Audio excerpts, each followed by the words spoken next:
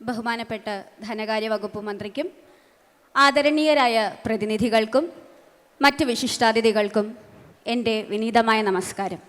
1956 November 1 Kerala സംസ്ഥാന രൂപീകരണത്തിൻ്റെ 75-ാം വാർഷികം 2031 ആഘോഷിക്കുന്നതിൻ്റെ മുന്നോടിയായി കേരളം കടന്നു വന്ന വികസന ഘട്ടങ്ങൾ വിലയിരുത്താനും 2031 കേരളം എന്ന വിപുല വീക്ഷണം വിടർത്തി വികസിപ്പിക്കുവാനുമായി വിഷൻ 2031 എന്ന തലക്കെട്ടിൽ ഈ മാസം സംസ്ഥാനതല സംവാദ സമ്മേളനങ്ങൾ സംഘടിപ്പിക്കുന്നതിൻ്റെ ഭാഗമായിട്ടാണ് ധനകാര്യ വകുപ്പും കൃത്യനിർവഹണ വിഭാഗങ്ങളും കഴിഞ്ഞ 9 കൊല്ലക്കാലം കൈവരിച്ച നേട്ടങ്ങളും ഇനിയുള്ള സാധ്യതകളും വെല്ലുവിളികളും വിലയിരുത്താനായി ധനകാര്യ വകുപ്പ് നേട്ടങ്ങളും ഭാവി കാഴ്ചപ്പാടുകളും എന്ന ഈ സംവാദയോഗം ഇന്നിവിടെ കൂടുന്നത്. കേരളം കൈവരിച്ച ഈ വളർച്ചയുടെ കഥകൾ പറയാനും അറിയാനും ഇന്നിവിടെ ഒത്തുകൂടിയിരിക്കുന്ന ഏവർക്കും ഈ സുപ്രധാന സെമിനാറിൻ്റെ ഉദ്ഘാടന സെഷനിലേക്ക് സഹർഷ സ്വാഗതം. ഈ സെഷൻ്റെ അധ്യക്ഷ പദവി അലങ്കരിക്കുന്നത് ബഹുമാനപ്പെട്ട ധനകാര്യ വകുപ്പ് മന്ത്രി ശ്രീ KN ബാലഗോപാൽ അവർകളാണ്. ബഹുമാന്യനായ മന്ത്രിയെ ഈ സെഷനിലേക്ക് വിനയപൂർവ്വം സ്വാഗതം ചെയ്യുന്നു. ആദ്യം ഏവർക്കും സ്വാഗതം ആശംസിക്കുന്നതിനായി ധനകാര്യ resources secretary Shri Ajit Patel IAS അവർകളെ ക്ഷണിക്കുന്നു. A very good morning to all of you. These are the times of a rapid change that we have never seen in our lifetimes. In the many decades preceding today, Kerala has faced many challenges, man-made and natural, and has come out on the top of it. In the end, we have managed to create a society with a lifestyle, with a quality of life that other states in India are only aspiring of. At the same time, we also have to be ready to face the challenges of the future. This is the time we take a step back, analyze what we have achieved, analyze the way forward, discuss it with all parts of the society, and plan a path ahead. Vision 2031 is a step in that direction. Today, in this seminar, we are here to discuss what all steps can be taken in general in the Kerala economic scene, and specifically in taxation and other areas related to the finance department, to see whether we can chart a path forward. To this seminar, at the outset, I would like to welcome our Honorable Finance Minister, Shri KN Balagopal sir. I would also like to welcome our Additional Chief Secretary Finance and Taxes, Shri KR Jyotilal sir. I would like to welcome all the speakers who have arrived, taken their valuable time to give us inputs. I would like to welcome all the students and the faculty members, because this is a vision for the students to implement. I would like to welcome one and all the students and all the faculty members, all the educational institutions and their faculty and their higher-ups. I would also like to welcome the media who is here, because the media is the one who is going to take the discussion from this hall to the people. I would like to welcome all the members of the civil society who are here to give us their views. I would like to welcome all the colleagues, all my colleagues in the different departments and the institutions like the KFC, KSEV, the GST, the finance department, taxes, lottery, treasury, audit, and all those who have made a lot of hard work in making this function a great success. In the end, I would like to welcome one and all, everybody, to this open discussion. I hope we have a great exchange of ideas till the evening and we come up with a good path ahead of us. Thank you so much. Thank you, sir. തുടർന്ന് കേരളത്തിൻ്റെ കഴിഞ്ഞ ദശകത്തിലെ സാമ്പത്തിക നേട്ടങ്ങൾ എന്ന വിഷയം അവതരിപ്പിക്കുന്നതിനായി ധനകാര്യ വകുപ്പിലെ additional chief secretary Shri KR Jyothilal IAS അവർകളെ ക്ഷണിക്കുന്നു. Honorable Minister for Finance and Taxes, respected my colleagues, Secretary Resources and Secretary Expenditure, and galaxy of speakers. I think they're all people who have showed that they have shown in their life what a person can achieve. I think I am not naming in. Mr. V.K. Matthews is there, who is first product company India has made, where I think even the Heathrow airport is run on his software. So such a great stalwarts. Sri Ramayendra sir is there, who made the Cochin Port Trust. I think one of the, how, against all odds, how he developed that port. Mr. C.J. George, who is, I think, in the stock market, who has done wonders, how the demat and the stock market itself can be another source of maybe financial independence of the Kerala. And probably he will be talking on how financial independence now this is I'm just covering how the journey of Kerala, fiscal journey from 2016 till date is one of resilience, one of reform, and one of consolidation. Resilience because we had 2 floods, COVID, and probably Kerala is the first land where the first disruption in the world of business, that was the spice trade. In the world of business, first disruption of the spice trade, and probably Kochi is a witness to it. How the merchants of Venice used to come for spice trade, they used to exchange the gold coins of Venetian coins of 12th and 13th century, and since I passed, I had done the inventarization of the wealth of the Padmanabha Swamin temple. We had got more than 2,000 coins, which they used to do the barter system, they exchange. So that was the glory of Kerala. So I think the time for Kerala to go back to future has come. We need to develop the infrastructure, we need to develop the port, we need to develop the shipping shipping liners, so that we are able to have our role in the world trade. So I will cover my presentation in 5 parts. One is the introduction, then the economic landscape, then fiscal health and fiscal innovations, and fiscal resilience and consolidation. So today's, I think, session, we will be covering some of the topics apart from GST, the areas for economic growth. 5 pillars have been identified. One is Dr. Somnath will be talking about the opportunities in the space and related sectors. Dr. V.K. Matthews will be covering the need for development of products and the innovation. Otherwise, we will be, so the R&D, how public and private can work together in the R&D and develop IP here. Otherwise, I think every Indian, from day one, the moment you get up till you go to sleep, I think you are using either a US or a Chinese, either equipment or a software. So why not we develop that IP? Otherwise, if tomorrow one day you shut down, that's it. The entire economy will come to a standstill. We have seen that how even the entire world, maybe since he runs his software, if a microsecond there is a delay, entire Europe flights will come to or will get affected. So I think that's a world in which we are living. Now, we have got the blue economy is another opportunity for Kerala. And critical minerals. Dr. Bala is here, NFTDC is director. He has done extensive research how Kerala can become the magnet capital of India, as well as we can supply to the world. We have got, apart from thorium, even other metals which are required for the magnets.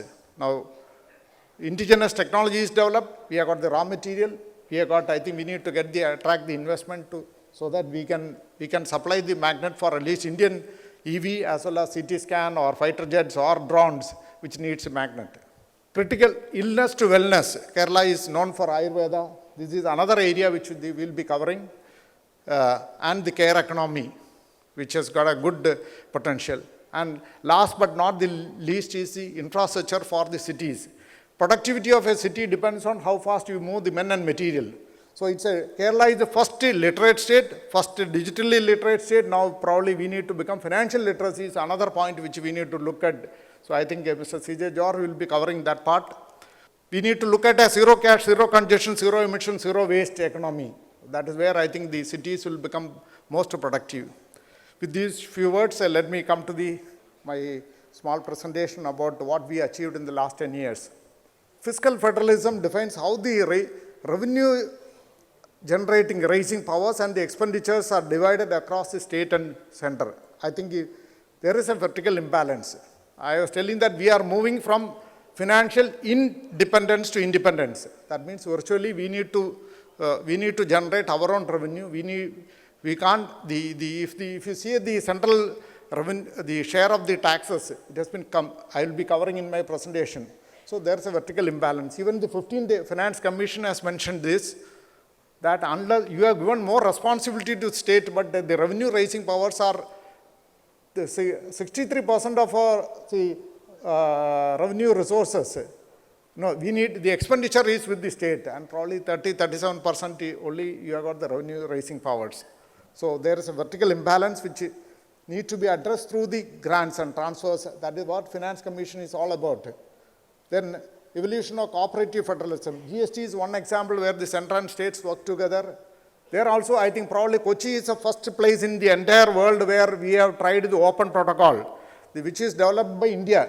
Beacon protocol was developed by Nandan Nilekani and team. We tried it in the mobility sector, then ONDC came. Now I think even energy phase, open interactive grids, world is talking about. Nothing but I think Kochi has contributed to it. We are the first ones who trained the drivers, and then probably later on Ola and Uber has agreed. They said they are also willing to come because they say we will never share the data, our data. Even Supreme Court said, why don't you share the data? They said, no, our server is in US. When we said, okay, your server, let it be in US, but we want that you follow open protocol so that the cost of intermediation becomes nil. Same thing with Amazon, Flipkart, all these e-commerce companies will be able to do. In fact, we have been requesting that open protocol should be used even for the GST, so that we will be able to see that there is a transparency and we will be able to fix the issues. Now, this shows the declining share of the central tax devolution from the 10th Finance Commission to 15th Finance Commission. It was 3.8%, now it has come to 1.9%. In the 15th Finance Commission itself has told vertical imbalance underscores the structural challenges, and where you are giving the responsibility to state to spend, whereas the resources are 30, as I said, 62% of the total public expenditure states account for, whereas you get 37% only for the revenue entitlement. Now I will cover the economic landscape of Kerala. If you see Kerala's growth rate in 24-25, if you take, India was 9.8, we are 9.97. So I think Kerala's economy is growing at faster than the India's Indian economy. So this is because though pandemic time we went down, but we were able to catch up, and because of our efforts in the tourism, trade, IT related sectors. And probably service sector is one where Kerala we can contribute maximum. This happens with all developed countries. Social indicators, we are at par with most of the developed countries. Now the time for economic growth has come. I think that is why the relevance of Vision 2031 makes a difference. Now, this is the GDP trajectory for 16 to 24. We have got a stable long-term growth momentum. If you take it average, it is roughly 9% minimum average it is coming. Though we had gone up to 20% in between, and then on an average, it's a minimum 9% we were able to achieve. Sectoral comparison, if you see, as I said, the tertiary sector had contribute now roughly around 67.3%. It was to be 62%, now it is 67%. Maybe agriculture we have slightly gone down, but the industry side, the secondary sector, I think it is more or less stable. Then I will cover this fiscal situation path to consolidation. There, I think the revenue mobilization, if you see 2016 to 17, we are 42,171 crores. Now it is 24-25, it has become 76,000. That means the effort on the revenue mobilization by this state is commendable. We may even cross 80,000. Revenue self-sufficiency, Kerala met 64%, and in 23-24, 64% of our revenue expenditure through own receipt. That means we are standing more or less on our own feet. So I think that is a very good this thing. That's what I was telling, independence to independence. Then expenditure, we have not reduced our expenditure because our maybe central transfers are less, we never reduced. If you see that expenditure, 1.02 lakhs, we have increased to 1.74 lakh, and this year by March, I'm sure I will be crossing almost 1.94 lakh crores.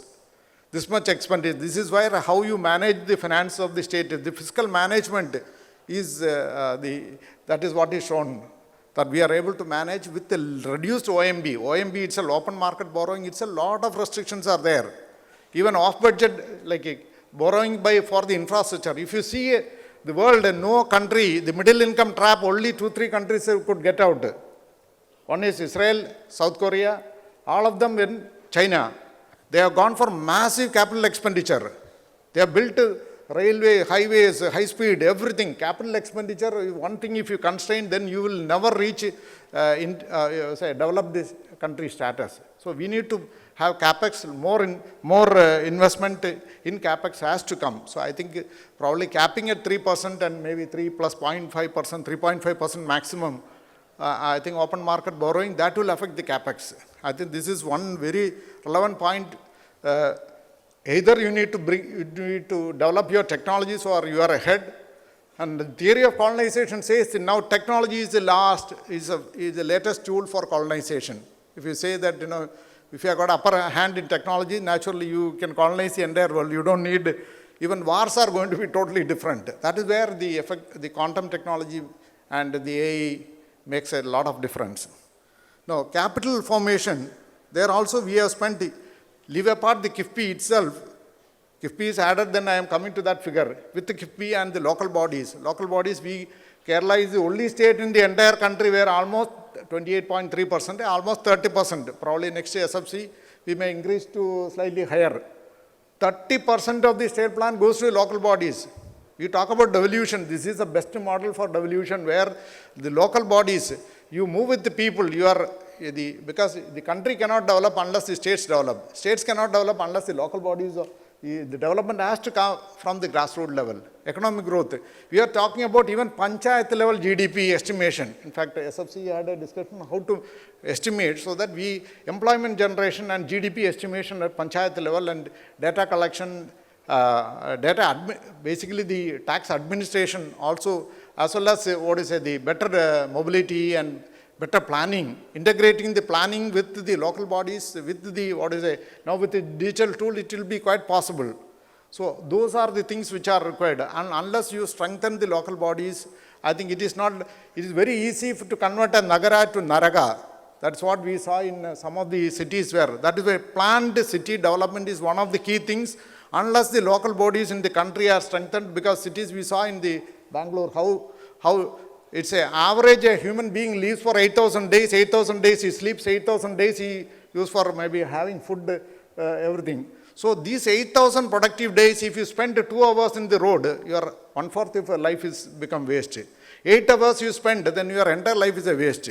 That is why you need to increase productivity, means you need to have cities which are well planned. A lot of funds has to come to the local body so that they are, and Kerala showed the word to the world, 30% we are going to the local bodies, and mostly for the development funds. That I will come to that slide later.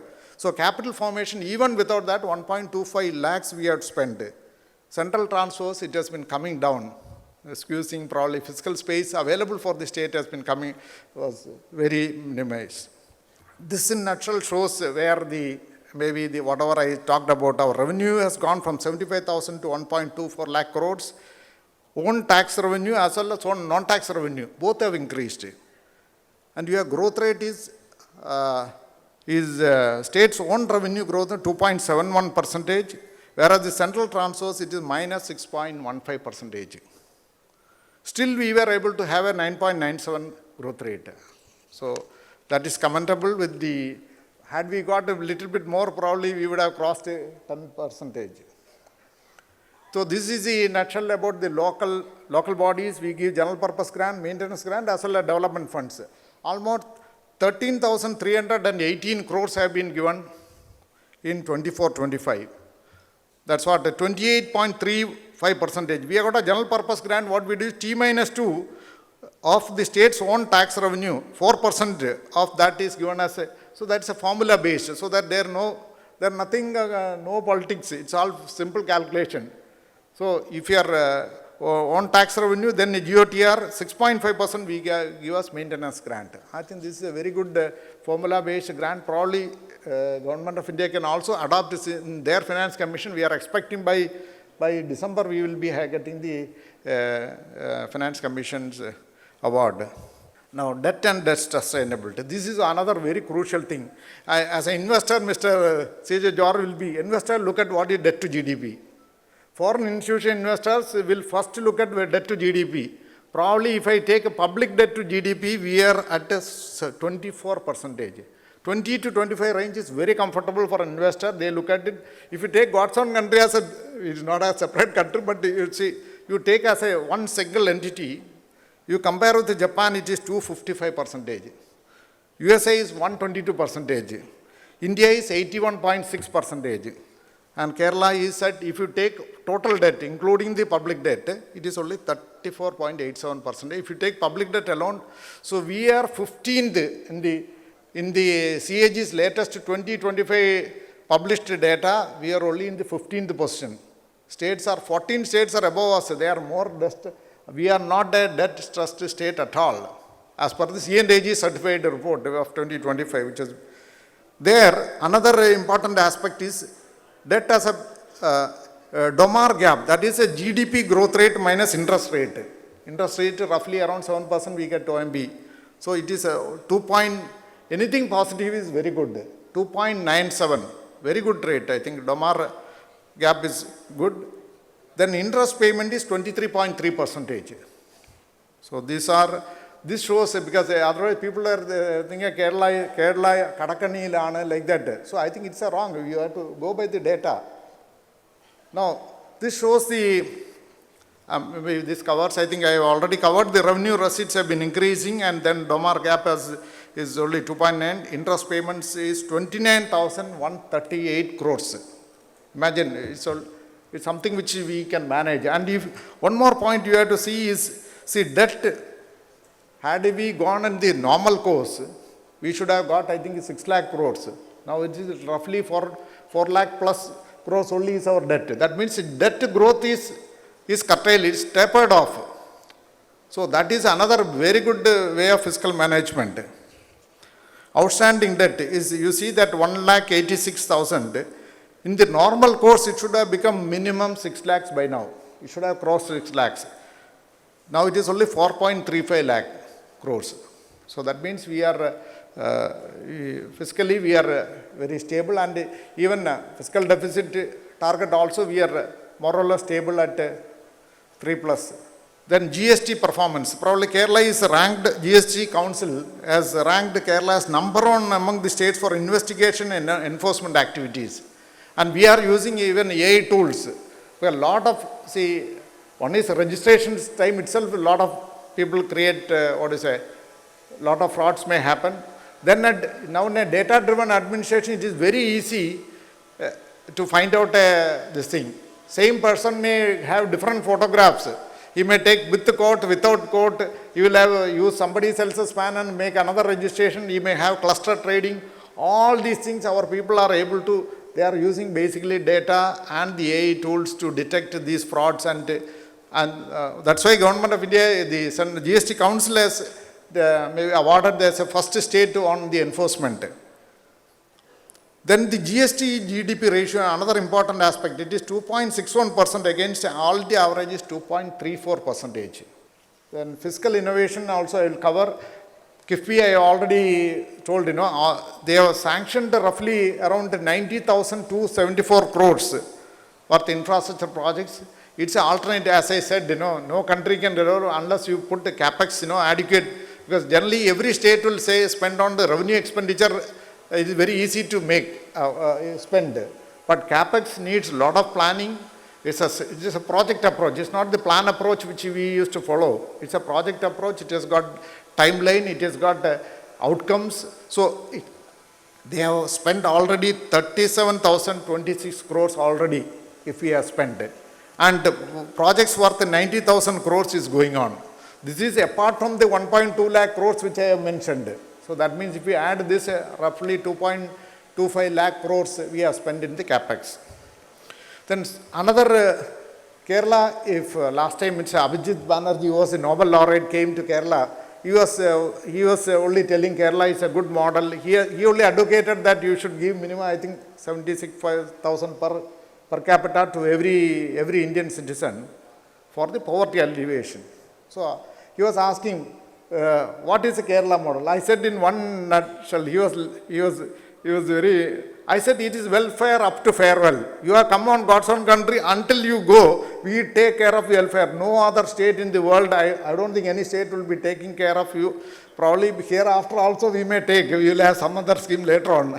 But welfare, we take care of 57 lakh families. We are giving 1,600 rupees per month. It's all delivered. Those who are bedridden, we send that money to their house. You don't need a bank also.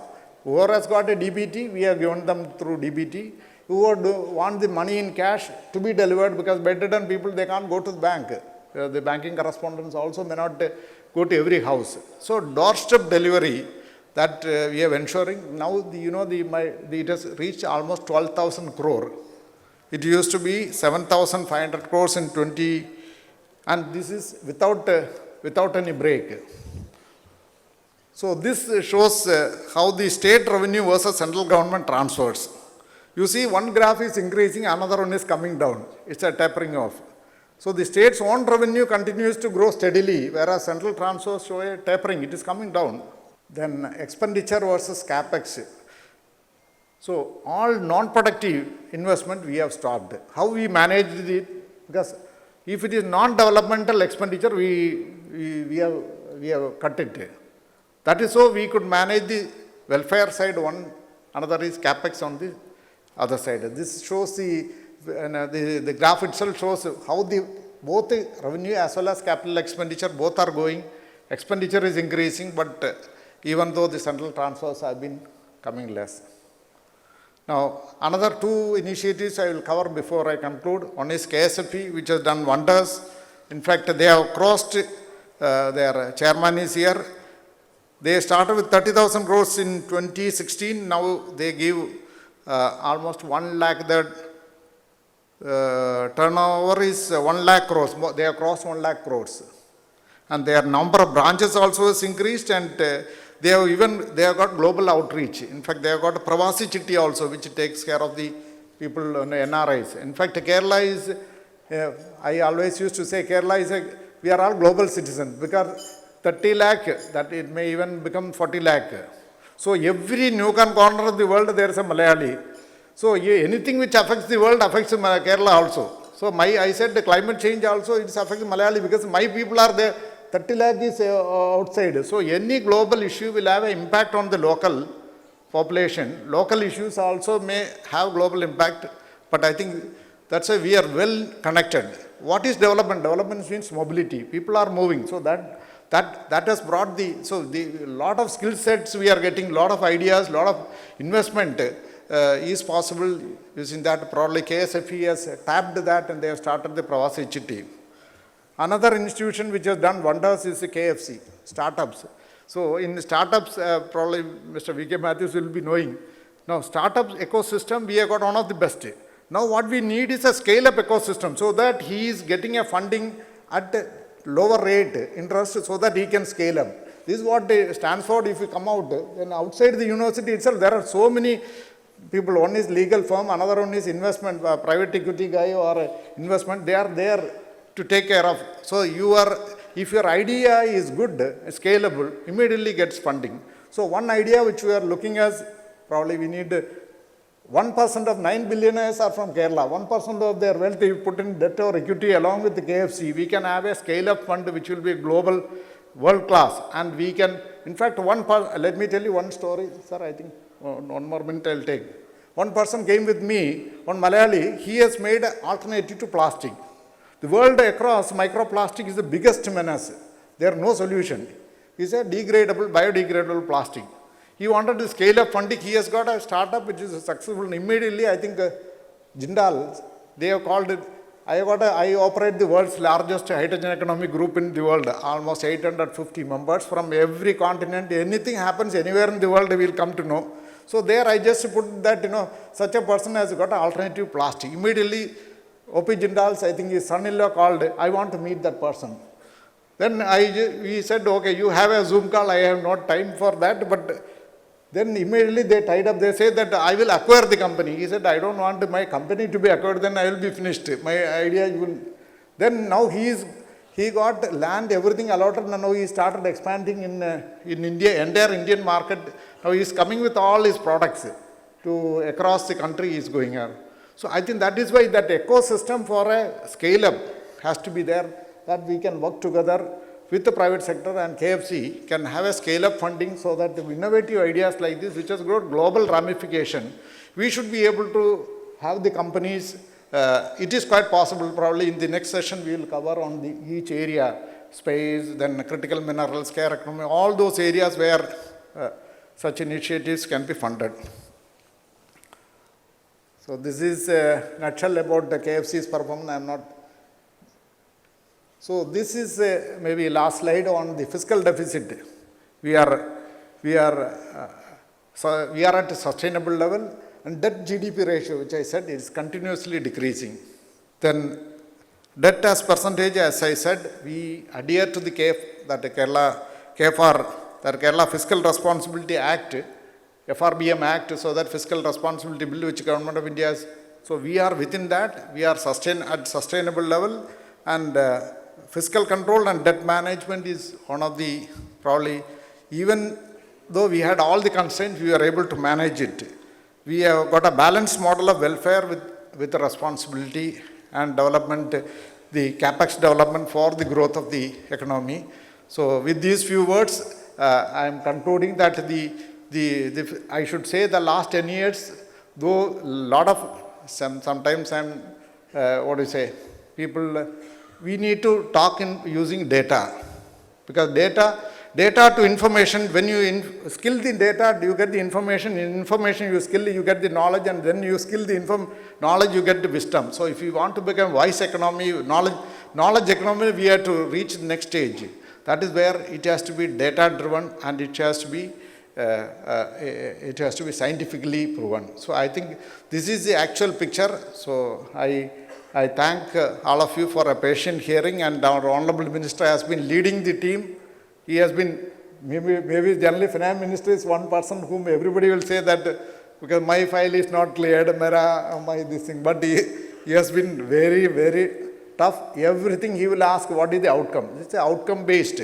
So he will not that he is against anyone or any department, but he put his foot down. So he was able to manage it even against all the odds. So it is only in the calamity that your mettle or your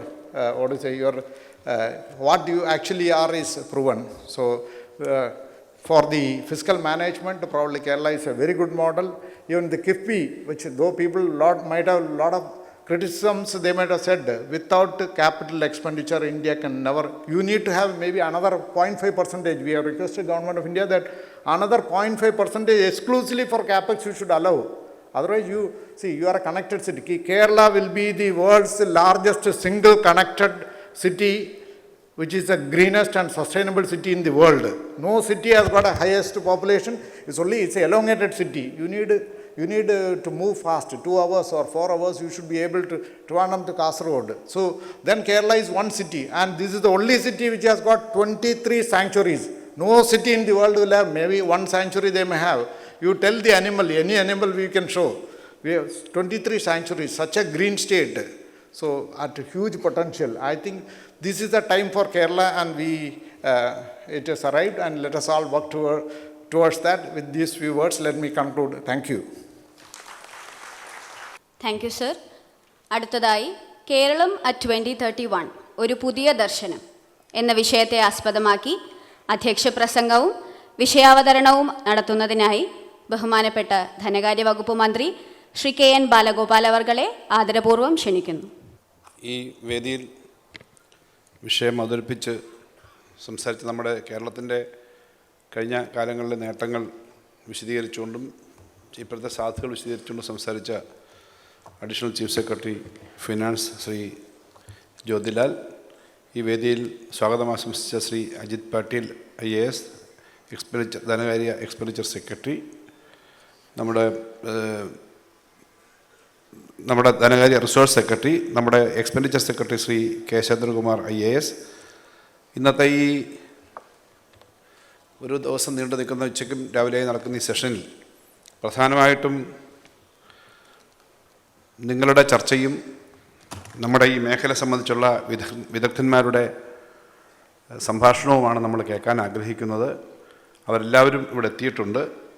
ഇവിടെ പങ്കെടുക്കുന്ന Shri doctor V K Mathews, Shri CJ George, Shri Balasubramanian, Shrimati Mini Antony, Shri Sanjay Dash, PV Unnikrishnan KDISC, അതുപോലെ ഓൺലൈനിൽ പങ്കെടുക്കുന്ന doctor S Somanath, ഇവിടെ പങ്കെടുക്കുന്ന Shri Kashi Viswanathan, Shri N Ramachandran IPS, Shri VKC ഗർസാഖ്, Shri Alex Ninan, Shri CV Ramani CDS, Shrimati Divya S Iyer.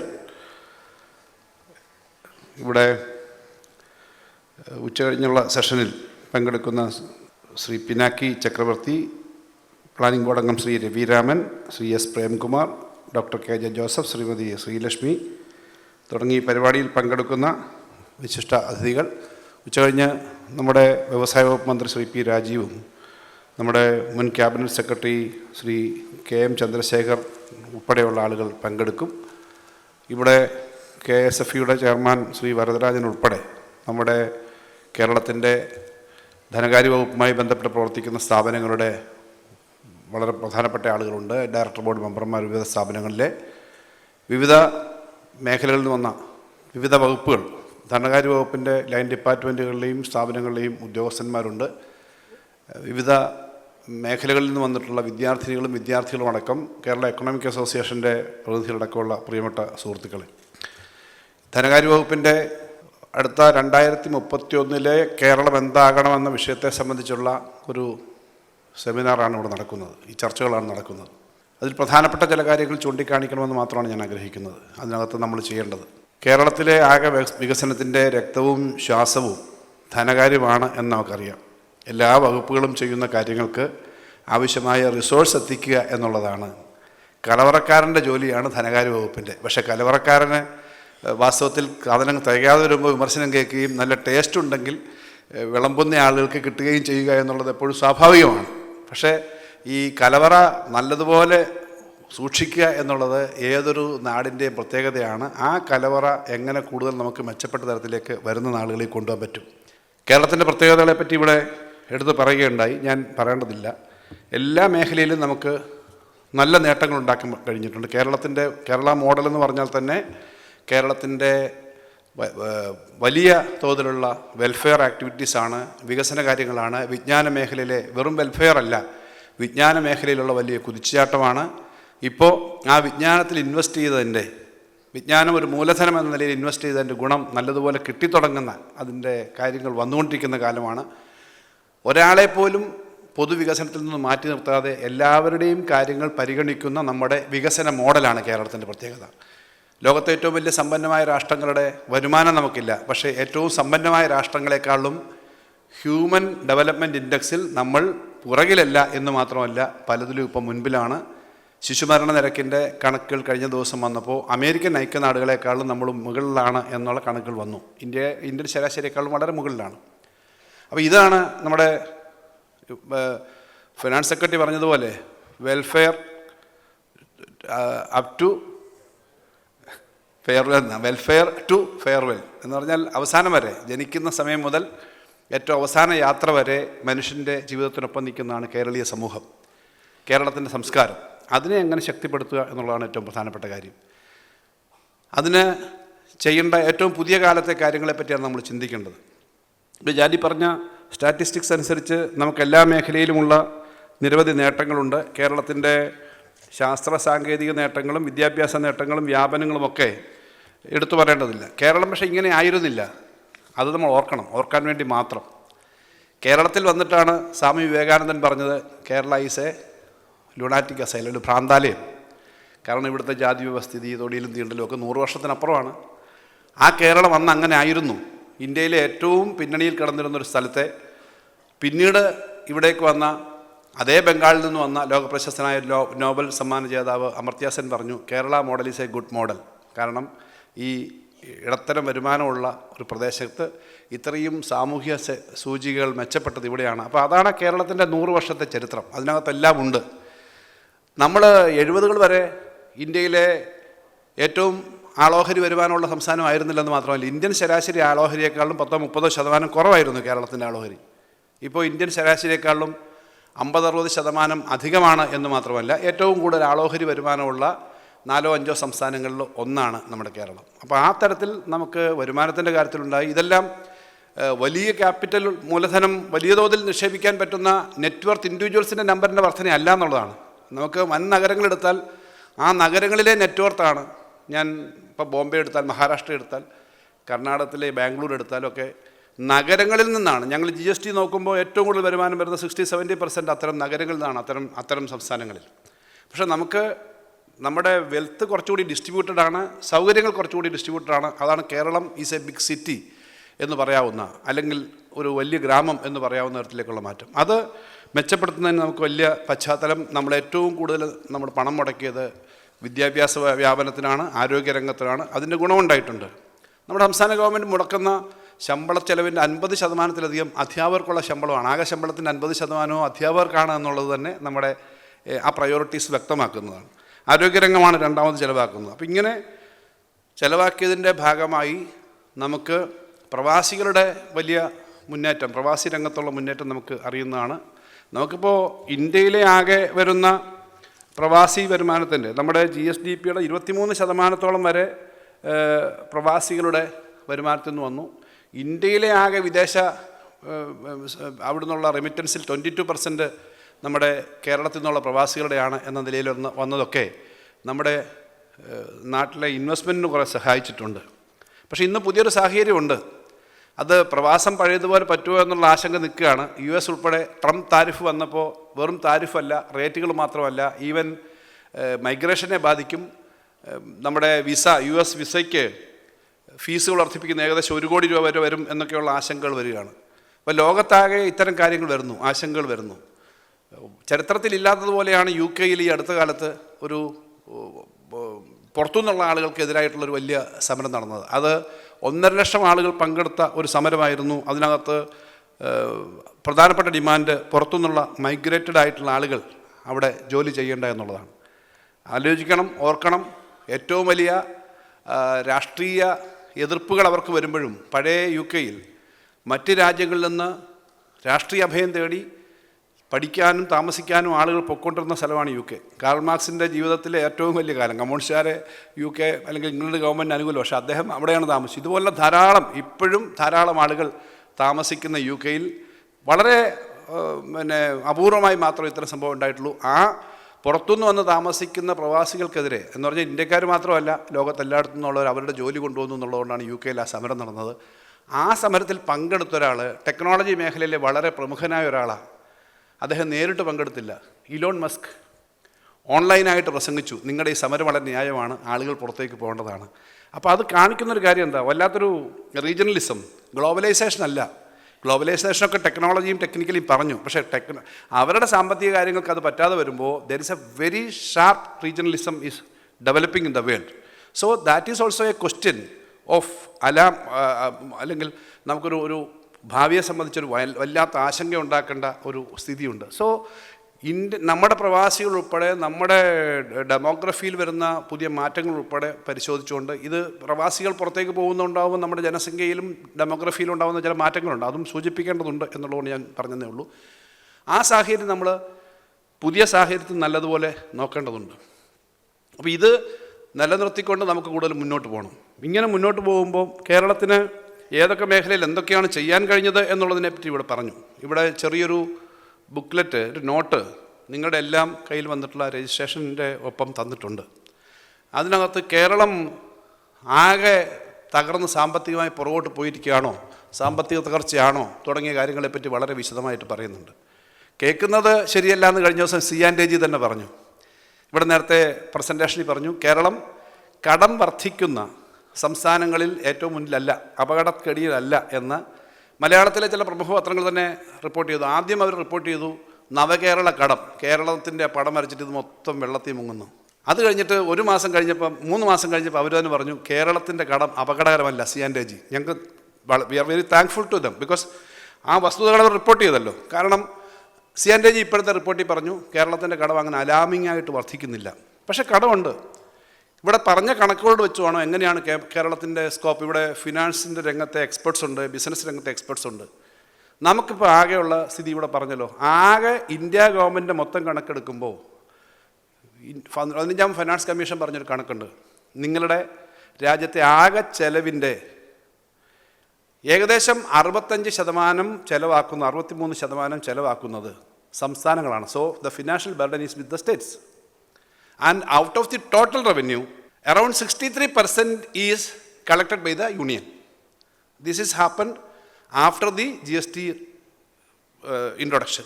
അത് കൂടി ഇത്രയും പണം ഒരുമിച്ച് അവർ മേടിക്കുന്നു, പക്ഷേ ചിലവാക്കേണ്ടത് സംസ്ഥാനങ്ങൾ ചിലവാക്കണം. ഇതെല്ലാ സ്റ്റേറ്റിനും ബാധകമാണ്. ആ ഒരു സ്ഥിതിയിലേക്ക് വന്നിരിക്കുന്നതെന്ന് മാത്രമല്ല, ഇപ്പോൾ സംസ്ഥാനങ്ങളുടെ ആകെ ഫിനാൻഷ്യൽ റൈറ്റ്സ് എന്ന് പറഞ്ഞാൽ പെട്രോള്, ഡീസല്, മദ്യം, ഇതേ നമുക്ക് കൂട്ടാൻ പറ്റുള്ളൂ. ബാക്കിയൊന്നും ടാക്സ് ചെയ്യാൻ പറ്റില്ല. ബാക്കിയൊക്കെ വളരെ മൈക്രോ ചെറിയ സാധനങ്ങളാണ്. ഇപ്പോൾ ആശുപത്രി പോകുന്ന പിന്നെ കാർഡിന് പണം കൂട്ടിയിട്ട് വല്ലതും അഡ്മിഷൻ കാർഡിന് മേടിക്കാൻ പറ്റുമോ? അപ്പോൾ ഇത് മേടിക്കാൻ പറ്റുന്നില്ല. അവിടെയാണ് GST വരുമ്പോൾ ഈ അടുത്തിടയ്ക്ക് GSTയുടെ റേറ്റ്, ഞാൻ അതിനൊന്നും സമയമെടുക്കുന്നില്ല, കാരണം ഫിസിക്കൽ ഫെഡറലിസം വേറെ സെഷൻ തന്നെയുണ്ട്. RNR GST നടപ്പിലാക്കുന്ന സമയത്ത് ഇന്ത്യയിലെ RNR 14% മേളിലായിരുന്നു. 100 രൂപയുടെ സാധനം മേടിച്ചാൽ ഒരു സ്റ്റേറ്റിന് ടാക്സ് കിട്ടുന്നത് 14 രൂപ മേളിലായിരുന്നു. ഇത് അക്സെപ്റ്റ് ചെയ്തുകൊണ്ടാണ് GST നമ്മൾ ഒപ്പിട്ടത്. ഒരു കാര്യം കൂടി പറഞ്ഞു, മുന്നോട്ട് പോകുമ്പോൾ അന്ന് ഇന്ത്യയിലുണ്ടായിരുന്ന average growth per annum was 14%. ചില സംസ്ഥാനങ്ങൾക്ക് 14, 15, 16 ഉണ്ടായിരുന്നു. പക്ഷേ 14% ഇയർ ടു ഇയർ പിന്നെ ഇൻക്രീസ് തരാം എന്നുള്ള കണ്ടീഷനാണ്. പക്ഷേ 2 സമയത്ത് GSTയുടെ റേറ്റ് കുറച്ചു. ഇപ്പോൾ GST കൗൺസിലാണ് നമ്മുടെ സംസ്ഥാന ഗവൺമെൻറ്റുകൾക്ക് അവർക്ക് പങ്കാളിത്തമുണ്ടെങ്കിലും കേന്ദ്ര ഗവൺമെൻറ്റാണ് തീരുമാനിക്കാൻ പറ്റുക. നേരത്തെ 2019 കുറച്ചതിൻ്റെ ഭാഗമായി 178 ഐറ്റങ്ങൾ കുറച്ചു കഴിഞ്ഞപ്പോൾ ഞങ്ങളൊരു പഠനം നടത്തിയപ്പോൾ അത് വ്യക്തികൾക്ക് കിട്ടുന്ന കസ്റ്റമർമാർക്ക് ഈ വില കുറഞ്ഞിട്ടില്ല. The benefit of tax reduction has gone to big manufacturers. That was the study held by our department. And recently more than 450 items ഈ റേറ്റ് റിവിഷൻ വന്നു. ഞങ്ങൾ റേറ്റ് റിവിഷനെതിരെ ഒന്നും പറഞ്ഞില്ല. 8 സംസ്ഥാനങ്ങൾ പ്രത്യേകം ഞങ്ങൾ യോഗം കൂടിയിട്ട് പറഞ്ഞു, yes rate revision can be there, നിങ്ങൾ റീസ്ട്രക്ചർ ചെയ്തോളൂ. But 2 things you have to ensure. One, the rate cut, the benefit should go to the common consumer. Around 2 lakh crores കുറവ് വരുമെന്നാണ് ഞങ്ങൾ കിട്ടിയ പല കണക്കുകളുണ്ട്. 45,000 മുതൽ ഞങ്ങളുടെ ഒരു കണക്ക് ഇതാണ്. കേരളത്തിന് 8,000 crores to 10,000 crores per annum നമുക്കിപ്പോൾ കിട്ടിക്കുന്ന GSTP കുറയും, നമ്മുടെ GST കുറയും. എല്ലാ സ്റ്റേറ്റിനും ഈ പ്രശ്നമുണ്ട്. GST കൗൺസിൽ യോഗത്തിന് മുമ്പ് കൂടിയ ഗ്രൂപ്പ് ഓഫ് മിനിസ്റ്റേഴ്സിൻ്റെ യോഗത്തിൽ മിക്കവാറും സ്റ്റേറ്റുകൾ ഈ ആശങ്ക പറഞ്ഞു, പ്രത്യേക സപ്പോർട്ട് വേണമെന്ന് പറഞ്ഞു. അപ്പം ഞങ്ങൾ പറഞ്ഞു ഈ നഷ്ടം വരുമ്പം ആ GST നഷ്ടം കോമ്പൻസേറ്റ് ചെയ്യണം സ്റ്റേറ്റുകൾ. അതിന് ചില പ്രൊവിഷൻസ് ഉണ്ട്, ഫണ്ടുണ്ട്. ഈ 2 കാര്യം ഞങ്ങൾ പറഞ്ഞുള്ളൂ. പക്ഷേ അത് നടന്നില്ല. അപ്പോൾ ഫർദർ ഈ വർഷം തന്നെ ഒരു 5,000 crores റിഡക്ഷൻ വരും. ആനുവലി 10,000 crores നഷ്ടം വരും. ഇങ്ങനൊരു സ്ഥിതിയിലാണ് ഫിസിക്കൽ സിറ്റുവേഷൻ. കേരളത്തിന് ഒരു കാര്യം കൂടി പറയാതെ പോകാൻ പറ്റില്ല. കേരളത്തിന് 10th ഫിനാൻസ് കമ്മീഷൻ്റെ സമയത്ത് ടോട്ടൽ കേന്ദ്ര ഗവൺമെൻറ് താഴോട്ട് കൊടുക്കുന്ന പണം ഓരോ സമയത്തും അവർ തീരുമാനിക്കാറുണ്ട് ഫിനാൻസ് കമ്മീഷൻ. ഇപ്പോൾ ഫിനാൻസ് കമ്മീഷൻ്റെ 15th ഫിനാൻസ് കമ്മീഷൻ്റെ നിർദ്ദേശം ആകെ ഇന്ത്യ ഗവൺമെൻറ് കിട്ടുന്നതിൻ്റെ 41% താഴോട്ട് കൊടുക്കണം. അതിൻ്റെ ഫോർമുലയുണ്ട്. ഈ കൊടുക്കുന്ന തുകയിൽ കേരളത്തിന് ഇപ്പോൾ കിട്ടുന്നത് 1.92% ആണ്. എന്ന് പറഞ്ഞാൽ 100 രൂപ താഴോട്ട് കൊടുക്കുമ്പോൾ 1 രൂപ 90 പൈസ കിട്ടും. പക്ഷേ തൊട്ട് മുമ്പ് അത് 2.5 രൂപയായിരുന്നു. അതിനു മുമ്പ് അത് 3 രൂപ 80 പൈസയായിരുന്നു. എന്ന് പറഞ്ഞാൽ 10ാം ധനകാര്യ കമ്മീഷൻ്റെ സമയത്ത് 3 രൂപ 80 പൈസ കിട്ടിക്കൊണ്ടിരിക്കുന്നത് ഈ വർഷം കിട്ടുന്നത് 1 രൂപ 92 പൈസയേ ഉള്ളൂ. എന്ന് പറഞ്ഞാൽ പൈസയുടെ കണക്ക് ഞാൻ പറയുമ്പോൾ വളരെ ചെറുതാണ്. ഈ 1 രൂപ 92 പൈസ വെച്ച് ഈ വർഷം ഞങ്ങൾക്ക് കിട്ടിയത് കറണ്ട് ഇയറിൽ ഞങ്ങൾക്ക് കിട്ടുന്നത് 27,000 കോടി രൂപയാണ്. ഈ 27,000 കോടി രൂപയ്ക്ക് പകരം അതിൻ്റെ ഇരട്ടി 54,000 കോടി കിട്ടേണ്ടതാണ് 10th ഫിനാൻസ് കമ്മീഷൻ്റെ കണക്കനുസരിച്ച്. കാരണം ഇത് ക്രൈറ്റീരിയ പലതും മാറ്റിയിട്ടാണ് കുറഞ്ഞു വരുന്നത്. അപ്പോൾ ആ ഒരു കുറവുണ്ട്. GST ആകെ കിട്ടിക്കൊള്ളുന്ന നികുതി വരുമാനം GST ആണ്. അത് പഴയ സെയിൽ ടാക്സ്. നേരത്തെ നിങ്ങളൊരു ചായ കുടിക്കുമ്പോൾ സംസ്ഥാന ഗവൺമെൻറ്റിന് 1 രൂപ ടാക്സ് കിട്ടുമായിരുന്നെങ്കിൽ now the tax is going 50 paisa to the centre and 50 paisa to the state. Earlier it was totally to the state government. ഇതെല്ലാ സ്റ്റേറ്റിനെയും ബാധിക്കുന്നത്. അപ്പോൾ ഈ ഫിസിക്കൽ ഫെഡറലിസത്തിൻ്റെ ക്വസ്റ്റ്യൻ വളരെ സീരിയസ് ആണ്. ഇതിനൊപ്പമാണ് ബോറോയിങ്. 2017 വരെ നമ്മുടെ ജീവനക്കാർ ധാരാളം ആളുകളുണ്ട്. ഇവർ PF-ൽ പണം ഇട്ട് കഴിഞ്ഞാൽ അത് ബോറോയിങ് ആയിട്ട് കണക്ക് കിട്ടത്തില്ല. ഇപ്പോൾ ട്രഷറി കിടക്കുന്ന PF-ഉം ട്രഷറി കിടക്കുന്ന ഏത് പണവും സംസ്ഥാനത്തിൻ്റെ കടമായിട്ട് കൂട്ടും. അങ്ങനെ ഉള്ള സ്പേസ് കുറച്ചു. രണ്ടാമത് കിഫ്ബിയും പെൻഷൻ കമ്പനി നമ്മൾ രൂപീകരിച്ചാണ്. കാരണം കിഫ്ബി കുറേയേറെ നമുക്ക് ഇൻവെസ്റ്റ് ചെയ്യാൻ പറ്റുന്ന ഒരു കമ്പനി പോലൊരു സംവിധാനമാണ്. ഒരു ഫിനാൻഷ്യൽ ആക്ടിവിറ്റി നടത്താവുന്ന വലിയ തോതിൽ ഡെവലപ്മെൻറ്റ് പ്ലാൻ ചെയ്തതാണ്. ആ കിഫ്ബി വഴി നമ്മൾ ഏകദേശം 1 ലക്ഷം കോടി രൂപയുടെ നിർമ്മാണ പ്രവർത്തനങ്ങളാണ് ഇപ്പോൾ നടക്കുന്നത്. NH-ന് കൊടുത്ത പണം ഉൾപ്പെടെ കിഫ്ബി വഴിയാണ് നമ്മൾ മാനേജ് ചെയ്തത്.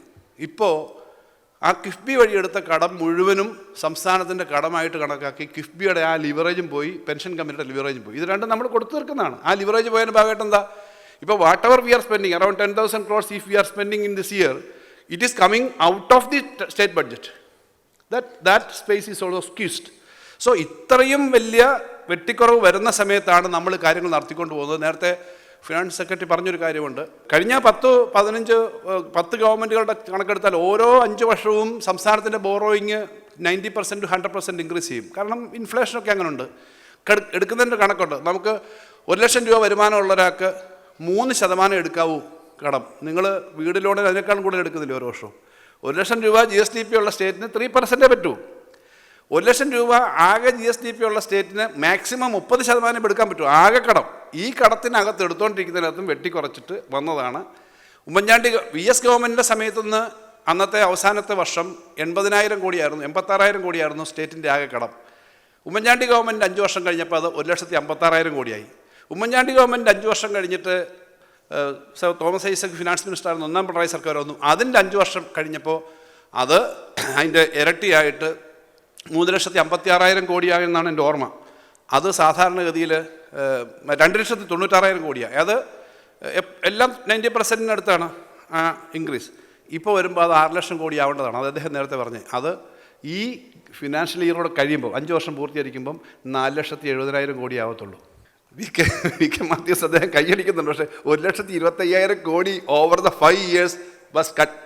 ദാറ്റ് മീൻസ് കേരളത്തിൻ്റെ സ്റ്റേറ്റ് ഗവൺമെൻറ്റിൻ്റെ എല്ലാ ഇനി DA കുറച്ച് കൊടുക്കാറുണ്ടെന്നൊക്കെയാണ് ആകെ ഉള്ള ഒരു ബാധ്യതയുള്ളത്. അതുകൊണ്ടെന്ന് ഞാൻ എപ്പോഴും പറയാറുണ്ട്, എല്ലാ കടം കൂടി കൊടുത്തു തീർക്കാൻ 30,000 crores മാത്രമേ മാക്സിമം ഔട്ട്സ്റ്റാൻഡിങ് കാണൂ.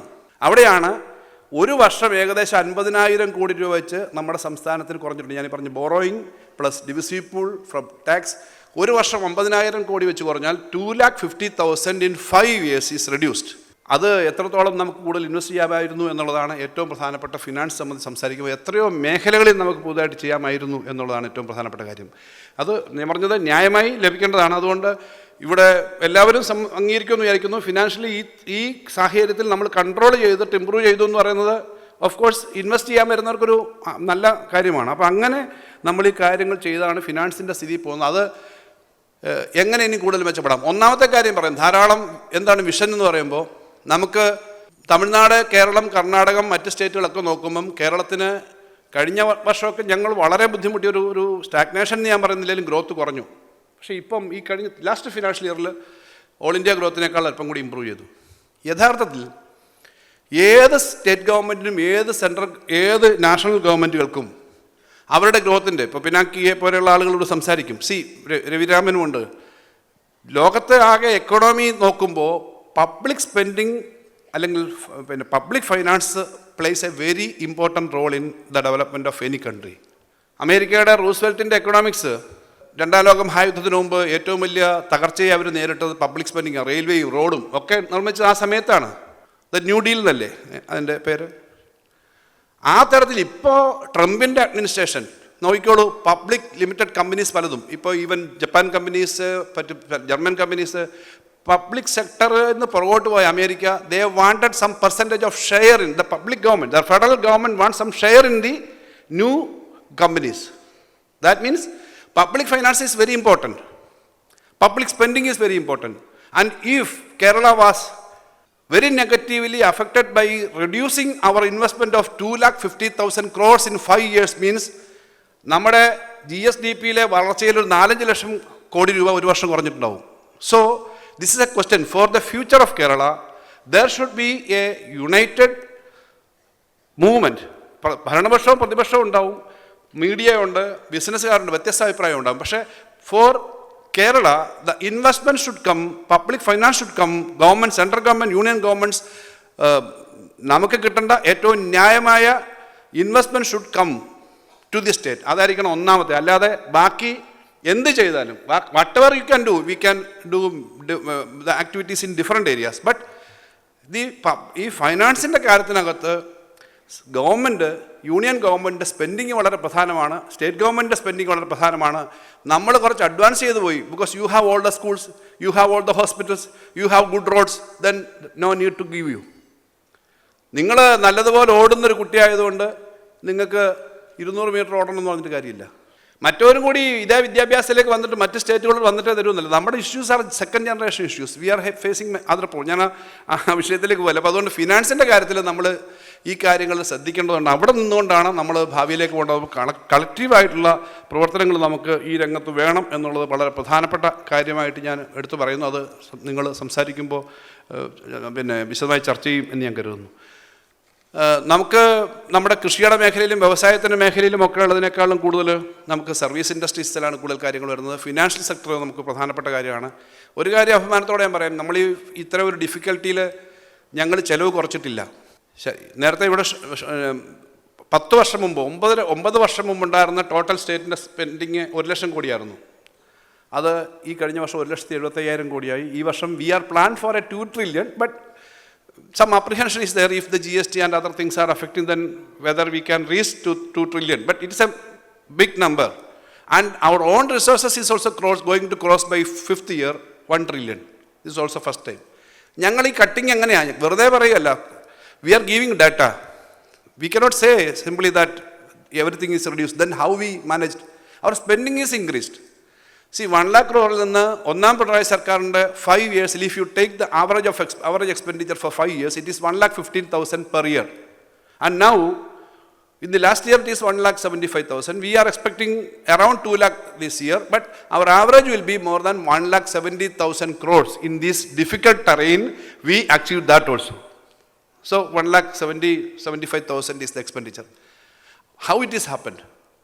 Our original SOTR, state-owned tax revenue, was only 47,000 crore at the end of 21 because of COVID period. Now we are going to reach around 80,000-85,000 after this year. And our non-tax revenue is also from 7,000, we are going to around 20,000. So 1 ലക്ഷത്തിലധികം കോടി രൂപയിലേക്ക് എത്തും. അങ്ങനെ ഞങ്ങൾക്ക് ആ മേഖലയിൽ എത്താൻ പറ്റി എന്നുള്ളത് ഇത് കളക്റ്റീവാണ്. ബിക്കോസ് മെജോറിറ്റി ഓഫ് ദി എല്ലാ ഇവിടെ പങ്കെടുക്കുന്ന ഡിപ്പാർട്ട്മെൻറ്റുകൾ, ഉദ്യോഗസ്ഥന്മാർ, ഓരോ ഡിപ്പാർട്ട്മെൻറ്റും വർക്ക് ചെയ്തിട്ടാണ്. ജനത്തിൻ്റെയും ബിസിനസ്സുകാരുടെ എല്ലാം സഹായം കിട്ടിയിട്ടാണ്. ഞങ്ങളുടെ ഫിനാൻഷ്യൽ ഇൻസ്റ്റിറ്റ്യൂഷൻസിൻ്റെ കണക്കെടുത്താൽ 1,70,000 കോടിയാണ് ഞങ്ങളുടെ ഗവൺമെൻറ്റിൻ്റെ സ്പെൻഡിങ്ങിൽ. I am happy to say that we have ഞങ്ങൾക്കൊരു ചില KSFE, KFC, lotteries, then insurance and national savings, ഈ സ്ഥാപനങ്ങളെല്ലാം കൂടി we are having a turnover around the state budget. ഞങ്ങളധികം പുറത്ത് പറയാറില്ലത്. We have 1 lakh crore, exactly 1,04,000, 1,04,000 കോടിയിലേക്ക് ഇപ്പോൾ KSFE എത്തിയിരിക്കുന്നു. Total ബിസിനസ്സാണ്. ഞങ്ങൾ 8,500 കോടിയിലേക്ക് 10,000 കോടിയിലേക്ക് KFC എത്തും എന്നാണ് പ്രതീക്ഷിക്കുന്നത് ഈ വർഷം അവസാനം. അത് വേറൊരു മോഡലാണ്, ബിസിനസ്സിന് ലോൺ കൊടുക്കുന്ന മോഡലുകളാണ്. ഞങ്ങളുടെ ലോട്ടറീസ് അതേപോലെ നല്ല ഇമ്പ്രൂവ്മെൻ്റ് ഉണ്ട്. വളരെ റെസ്പെക്റ്റഡ് ആയിട്ടുള്ള, കാരണം ഗവൺമെൻറ് റണ്ണാണത്. It's a പൂളിങ്.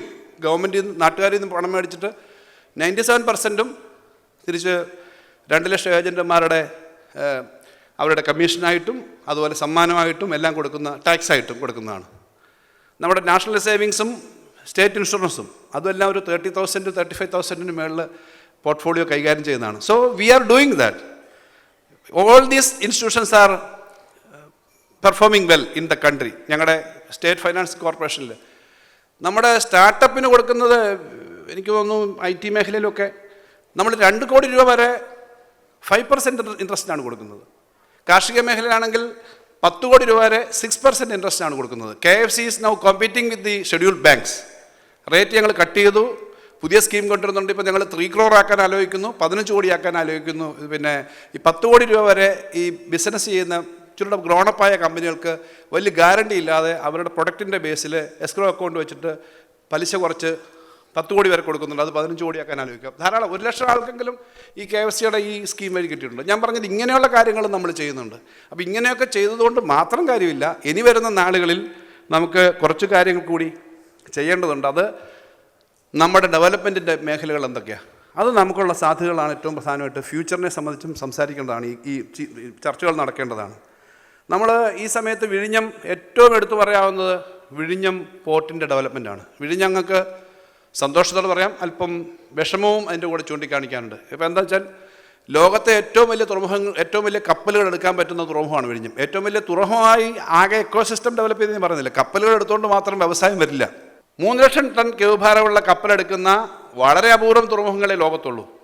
അത് വിഴിഞ്ഞത്ത് വരുന്നു. ഇപ്പോൾ റിക്കാർഡാണ് അവിടുത്തെ ഈ നമ്മളവിടെ കൈകാര്യം ചെയ്യുന്ന കപ്പലുകളുടെ കാര്യത്തിൽ. അതിന് ഏകദേശം 7,000-8,000 കോടി രൂപ ചിലവായി. 2,000 കോടിയാണ് കൺസെഷനറുടെ എക്സ്പെൻഡിച്ചർ. ബാക്കി മുഴുവൻ പണവും ഈ ഫിനാൻഷ്യലി വളരെയേറെ ഡിഫിക്കൽറ്റി ഉള്ള സമയത്ത് Kerala government alone spend that money during this maximum spending is during this last 4 years. ഈ ഒരു പണവും വയബിലിറ്റി ഗ്യാപ്പ് പോലും കിട്ടാതെ നമ്മൾ ആ തുറമുഖം പൂർണ്ണമാക്കി. ഇപ്പോൾ 5-ാം തീയതി അത് അടുത്ത ഫേസ് ബഹുമാനപ്പെട്ട മുഖ്യമന്ത്രി ഉദ്ഘാടനം ചെയ്യുകയാണ്. അടുത്ത ഇതിലേക്ക് പോവാം. കപ്പൽ അടുത്തുകൊണ്ട് മാത്രം കാര്യമില്ല, അതിനുള്ള ചുറ്റുള്ള ടൗൺഷിപ്പ് വളരെ പ്രധാനമാണ്. ഇവിടെ പറഞ്ഞല്ലോ 4 മണിക്കൂർ കൊണ്ട് കാസർഗോഡ് നിന്ന് തിരുവനന്തപുരത്ത് എത്താൻ പറ്റുക എന്നുള്ളത് പ്രധാനമാണ്. വൈ? ബിക്കോസ് ജനറലി എല്ലാ വലിയ എക്കണോമികളും പോർട്ട് ഡ്രിവണാണ് ലോകത്തെ. പോർട്ടിൻ്റെ അടുത്തിപ്പോൾ പൂനെയിൽ നിന്ന് ഉണ്ടാക്കുന്ന സാധനം ബോംബെയിലെ JNPTയിലാണ് എത്തുക. ഹരിയാനയിൽ നിന്ന് ഉണ്ടാക്കുന്ന 1000 kilometre 1020 kilometre by road they are, അല്ലെങ്കിൽ 1500 kilometre by road they are going, by train they are going to the port. Then ഇതിനെ ലോഡ് ചെയ്തിട്ട് then that ship, small ships have to go to Colombo or Singapore or any other big ports. Then they are reloading it and it goes to the particular country. ഇവിടെ പോർട്ടിൻ്റെ Kochi port develop ചെയ്യുന്നതിൻ്റെ ഡിഫിക്കൽറ്റിയൊക്കെ നേരിട്ട് ഒത്തിരി അനുഭവിച്ച പഴയ port ചെയർമാനുണ്ട്. അതിന് പകരം ഇവിടെ കണ്ടെയ്നർ ടെർമിനൽ വന്നത് ആ സമയത്താണ്. പക്ഷേ അവിടെയും വരുന്നത് 70,000-അപ്പുറമുള്ള ടണ്ണുള്ള കപ്പൽ വരില്ല. 3 ലക്ഷം ടണ്ണുള്ള കപ്പൽ വിഴിഞ്ഞത്ത് വരും. അവിടുന്ന് ഒരു പ്രാവശ്യം ലോഡ് ചെയ്താൽ പിന്നെ നേരെ ഡെസ്റ്റിനേഷൻ കൺട്രീസിലേക്ക് പോകുമല്ലോ. സോ പോർട്ടിൻ്റെ ചുറ്റുപാടുമുള്ള പലതരത്തിലുള്ള പ്രൊഡക്ഷൻ സെൻറ്റേഴ്സിന് വലിയ സാധ്യതയുണ്ട്. അതെങ്ങനെ ചെയ്യാൻ പറ്റുമെന്നുള്ളത് പ്രശ്നമാണ്. അതത് വകുപ്പുകൾ ചെയ്യുന്നുണ്ട്. അതൊരു പ്രധാനപ്പെട്ട എക്കണോമിക് ഡെവലപ്മെൻ്റ് ആയിരിക്കും. അതുകൊണ്ട് 700 കിലോമീറ്റർ അകലെയുള്ള Kasaragod is not far away from വിഴിഞ്ഞം. Because from Haryana, from Chandigarh, they have to travel 1,500 kilometers, 2,000 kilometers to Bombay or Gujarat for loading their things. So 800 kilometers is not a far away. So entire Kerala or surrounding part can be a very good developed thing for the port-based development. പക്ഷേ early ബേഡ്സിനെ benefit കിട്ടും. കേരളം എത്രയും പെട്ടെന്ന് പൂർത്തീകരിച്ചില്ലെങ്കിൽ മറ്റുള്ളവർക്കും ആ benefit കിട്ടും. So we have to develop that in a very fast way. അതാണ് ഏറ്റവും പ്രധാനപ്പെട്ട കാര്യം. അതിനകത്ത് വരാവുന്ന ധാരാളം വ്യവസായങ്ങളുണ്ട്. ഞാൻ അതിൻ്റെ പുറത്തുനിന്ന് കൊണ്ടുവരുന്ന സാധനങ്ങൾ ഇവിടെ ഇറക്കി ചെയ്തിട്ട് വീണ്ടും അതിനെ വാല്യൂ ആഡഡ് ആയിട്ട് അയക്കുന്ന അടക്കമുള്ള പല കാര്യങ്ങൾ ഈ പോർട്ടിലുണ്ട്. ആ കാര്യങ്ങൾ നമുക്ക് നന്നായി ചെയ്യാൻ പറ്റും. പ്രത്യേകിച്ച് നമുക്കിപ്പം ഈ പൊല്യൂട്ടിംഗ് അല്ലാത്ത ഇലക്ട്രോണിക് ബേസ്ഡ് ആയിട്ടുള്ള സാധാരണ കാര്യങ്ങളൊക്കെ ഇപ്പം ITS ബേസ്ഡ് ആയിട്ട് തന്നെ ധാരാളം കാര്യങ്ങളുണ്ട്. ധാരാളം നമുക്ക് പറ്റുന്ന ടെക്നോളജി അറിയാവുന്ന ധാരാളം ആളുകളുണ്ട്. കേരളത്തിൻ്റെ ഒരു പ്രത്യേകത, ഈ പുറത്തു പോകുന്ന ആളുകൾ പലതും ഇവിടെ നേരത്തെ പറഞ്ഞു നഗരങ്ങളിലെ ശ്വാസം മുട്ടലും ഒക്കെ ഒഴിവാക്കി നമ്മുടെ നാട്ടിലേക്ക് വരികയാണ്. മറ്റൊരു കാര്യം, നമ്മുടെ നാട്ടിൽ ഈ പ്രായമായ രക്ഷകർത്താക്കൾ ഒക്കെ മാത്രമായി ഒരുങ്ങുന്നു. നമ്മുടെ ഡെമോഗ്രഫി വരുന്ന മാറ്റം, ഇതൊക്കെ കൊണ്ട് തന്നെ ധാരാളമായി നമ്മുടെ ആളുകൾ നാട്ടിൽ നിന്നേ പറ്റൂ. ഈ പറഞ്ഞ പോർട്ട് മാത്രമല്ല, മറ്റ് ഇൻഡസ്ട്രിയും. ഇപ്പോൾ IT-യിൽ നമുക്ക് സാമാന്യം നല്ല ഡെവലപ്മെൻ്റ് ഉണ്ട്. ഏറ്റവും പ്രധാനപ്പെട്ട കാര്യം, കേരളത്തിലെ ഈ small village can be A hub for any kind of development. ഇപ്പോൾ ഈ ഞങ്ങൾ പിന്നെ IT സ്ഥാപനങ്ങൾ സുൽത്താൻ ബത്തേരിയിലുണ്ട്, ചാലക്കുടിയിലുണ്ട്. ഇപ്പം എൻ്റെ മണ്ഡലമാണ് കൊട്ടാരക്കര. അപ്പോൾ സോഹോയുടെ campus they started there. So they're a world famous company. So നമുക്ക് 100 കണക്കിന് സ്ഥാപനങ്ങൾ, ഓപ്പൺ അങ്ങനെയൊക്കെയുള്ള പിന്നെ ഫിൻടെക്കിൻ്റെ രംഗത്തൊക്കെയുള്ള കമ്പനികൾ, പല കമ്പനികളും നമ്മുടെ റീജിയണലായിട്ടുള്ള സിറ്റീസിൽ വരുന്നുണ്ട്. എല്ലായിടത്തും നമുക്ക് പറ്റുന്ന ആളുകളുണ്ടെന്നുള്ളത് കൊണ്ടാണ്. അപ്പോൾ അത് നമ്മുടെ ഒരു മോഡലായിട്ട് എത്താൻ പറ്റും. അതിനൊക്കെ കുറച്ചുകൂടി കാര്യങ്ങൾ സഹായിക്കാവുന്ന ആളുകൾ ഇവിടെ തന്നെ പങ്കെടുക്കുന്നുണ്ട്. അതൊരു വലിയ മോഡലാണ്. അപ്പോൾ അത്തരം ആളുകളെ നമുക്ക് നന്നായി ഉപയോഗിക്കാൻ പറ്റും. നമ്മുടെ നോളജ് ബേസ്ഡ് ആയിട്ടുള്ള എക്കണോമിയെ ഡെവലപ്പ് ചെയ്യാൻ ഞാൻ നേരത്തെ കിഫ്ബി പറഞ്ഞതുപോലെ KDISC നമുക്ക് നന്നായി പ്രവർത്തിക്കുന്നുണ്ട്. KDISCിൻ്റെ കുറച്ച് ഇനിഷ്യേറ്റീവ് ആ രംഗത്ത് ഇന്നോവേറ്റീവ് ആയിട്ടുള്ള കാര്യങ്ങൾ കണ്ടെത്താൻ അതിന് കുറച്ചുകൂടി സപ്പോർട്ട് ചെയ്യാനുള്ള സംവിധാനമുണ്ട്. അപ്പോൾ ഇത് നമുക്ക് നന്നായിട്ട് പ്ലാൻ ചെയ്യാൻ പറ്റും. അപ്പോൾ വിഴിഞ്ഞം എന്ന് പറയുന്നത് ഒരു പ്രധാനപ്പെട്ട കാര്യമാണ്. രണ്ടാമത്തത്, അതിനെ കൂടി ക്ലബ് ചെയ്തിട്ട് നോളജ് ബേസ്ഡ് എക്കണോമിയാണ്. അത് എന്തൊക്കെ ചെയ്യാൻ പറ്റും. നമ്മൾ വിചാരിക്കുന്നതിനപ്പുറമുള്ള സാധ്യതകളാണ്. നാട്ടും പുറത്തുള്ളവരൊക്കെ വേൾഡ് ഫേമസ് ആളുകളായിട്ട് മാറുന്നു. കഴിഞ്ഞ ദിവസം ഞങ്ങൾ കേരളത്തിലെ ആദ്യത്തെ ഈ വർക്ക് നിയർ ഹോം എന്ന് പറഞ്ഞൊരു സംവിധാനം ഇപ്പോൾ കൊണ്ടുവന്നു. അത് കുറേ സ്ഥലത്ത് കൊണ്ടുവരുന്നുണ്ട്. ആദ്യം അത് കംപ്ലീറ്റ് ചെയ്യുന്നത് കൊട്ടാരക്കര. കാരണം അവിടെ BSNLൻ്റെ ഒരു സ്ഥലം അവർ വാടകയ്ക്ക് കൊടുക്കാനുള്ള സ്ഥലം കിട്ടിയതുകൊണ്ട് ഒരു 10,000 സ്ക്വയർ ഫീറ്റ് അവിടെ ഡെവലപ്പ് ചെയ്യുന്നു. 150 പേർക്ക് വർക്ക് ചെയ്യാം. അപ്പോൾ അവിടെ വർക്ക് ചെയ്യാൻ പറ്റുന്ന ആളുകളെ ചെറിയ സ്റ്റാർട്ടപ്പ് അങ്ങനെയുള്ളവരെ വിളിച്ചത്. വലിയ ആളുകൾ അങ്ങോട്ട് പെട്ടെന്ന് വരുമോ എന്നുള്ള സംശയമുള്ളതുകൊണ്ടാണ്. അപ്പോൾ ഈ സോഹോ വന്നതുകൊണ്ട് കുറേ കമ്പനികൾ അവിടെ ഉണ്ട്. അപ്പോൾ അവിടെ വിളിച്ചപ്പോൾ അന്ന് ഞാൻ പരിചയപ്പെട്ട ഒരു സ്ഥാപനം, അവിടെ ഇതിന് വന്നതല്ല, വാസ്തവത്തിൽ അവർ IT മേഖലയുള്ളവരല്ല, പക്ഷേ ചായക്കാരി എന്ന് പറഞ്ഞ് കട നടത്തുന്ന തിരുവനന്തപുരത്ത് ടെക്നോ പാർക്കിൻ്റെ ഇടയ്ക്കൊക്കെ നടത്തുന്നൊരു ചെറുപ്പക്കാരാണ്, ആങ്ങളെയും പെങ്ങളുമാണ്. അവരിപ്പോൾ ആലോചിക്കുന്നത് ഞങ്ങൾക്ക് ഈ സാധനം പുറത്തൊക്കെ ആരോപിക്കും, നല്ല ഡിമാൻഡ്. ഇപ്പോൾ ഓൺലൈനൊക്കെ ഉള്ളതുകൊണ്ട് ഞങ്ങളിത് മെൽബോണിൽ ഒരെണ്ണം തുടങ്ങാൻ പോകുന്നു, വേറൊരിടത്ത് തുടങ്ങാൻ പോകുന്നതാണ്. ഏത് നമ്മുടെ നാട്ടിൽ ഇഡ്ഡലി ഉണ്ടാക്കുന്ന സ്പെഷ്യൽ അവരുടെ ആ റെസിപ്പിയൊക്കെ വെച്ചിട്ടാണ്. ഞാൻ പറഞ്ഞത് people are thinking globally, living here, but they are thinking globally. അപ്പോൾ ഓൺലൈനായിട്ട് എന്നോട് പറഞ്ഞു, അത് കഴിഞ്ഞപ്പോൾ എന്നോട് പറഞ്ഞു, ഞങ്ങൾ ഈ ഇങ്ങനൊരു പുതിയ ഇനിഷ്യേറ്റീവുള്ള ഒരാളെന്ന് വിളിച്ചുള്ളൂ, IT വിചാരിച്ചില്ല, എനിക്ക് ഒരു 5 സീറ്റ് വേണം അവിടെ, കാരണം ഞങ്ങൾ ഈ ഇ-കൊമേഴ്സ് ആരംഭിക്കാൻ ആലോചിക്കുന്നുണ്ട്, അതുകൊണ്ട് 5 സീറ്റ് ഞങ്ങളവിടെ വരാം എന്ന് പറഞ്ഞാൽ പ്രതീക്ഷിച്ചല്ല. ധാരാളം ആളുകൾ ഇങ്ങനെ നാട്ടിൻപുറത്ത് ചെയ്യാനും ഒക്കെ വരുന്നു. അപ്പം വർക്ക് നിയർ ഹോം എന്ന് പറയുന്നത് പ്രധാനപ്പെട്ട കാര്യം. നമ്മുടെ നാട്ടിലെ പല ആളുകളും വിദേശത്ത് ജോലി വരുന്നുണ്ട്. ഇപ്പം അച്ഛനും അമ്മയും പ്രായമായതുകൊണ്ട് നാട്ടിൽ വരുന്നു, ഫാമിലി വെയിലായതുകൊണ്ട് മക്കളും ഒക്കെ ആകുമ്പോഴത്തേക്ക് നാട്ടിൽ തന്നെ, ദൂരെ പോയി വർക്ക് ചെയ്യാൻ പറ്റില്ല, താമസിക്കാൻ പറ്റില്ല. പക്ഷേ അവർക്ക് കോഴിക്കോട്ടോ കൊട്ടാരക്കരയോ കോട്ടയത്തോ പാലായിലോ ഒക്കെ തൊട്ടടുത്തേക്ക് പോയി വർക്ക് ചെയ്യാൻ പോയിട്ട് വരാൻ പറ്റുന്ന ഒരു 20-30 കിലോമീറ്റർ അടുത്താണെങ്കിൽ ചെയ്യാൻ പറ്റുന്ന ധാരാളം സാധ്യതയുണ്ട്. അത് നന്നായി ടാപ്പ് ചെയ്യാൻ പറ്റുന്നു കേരളത്തിന്. അതാണ് ഞാൻ നേരത്തെ പറഞ്ഞത്.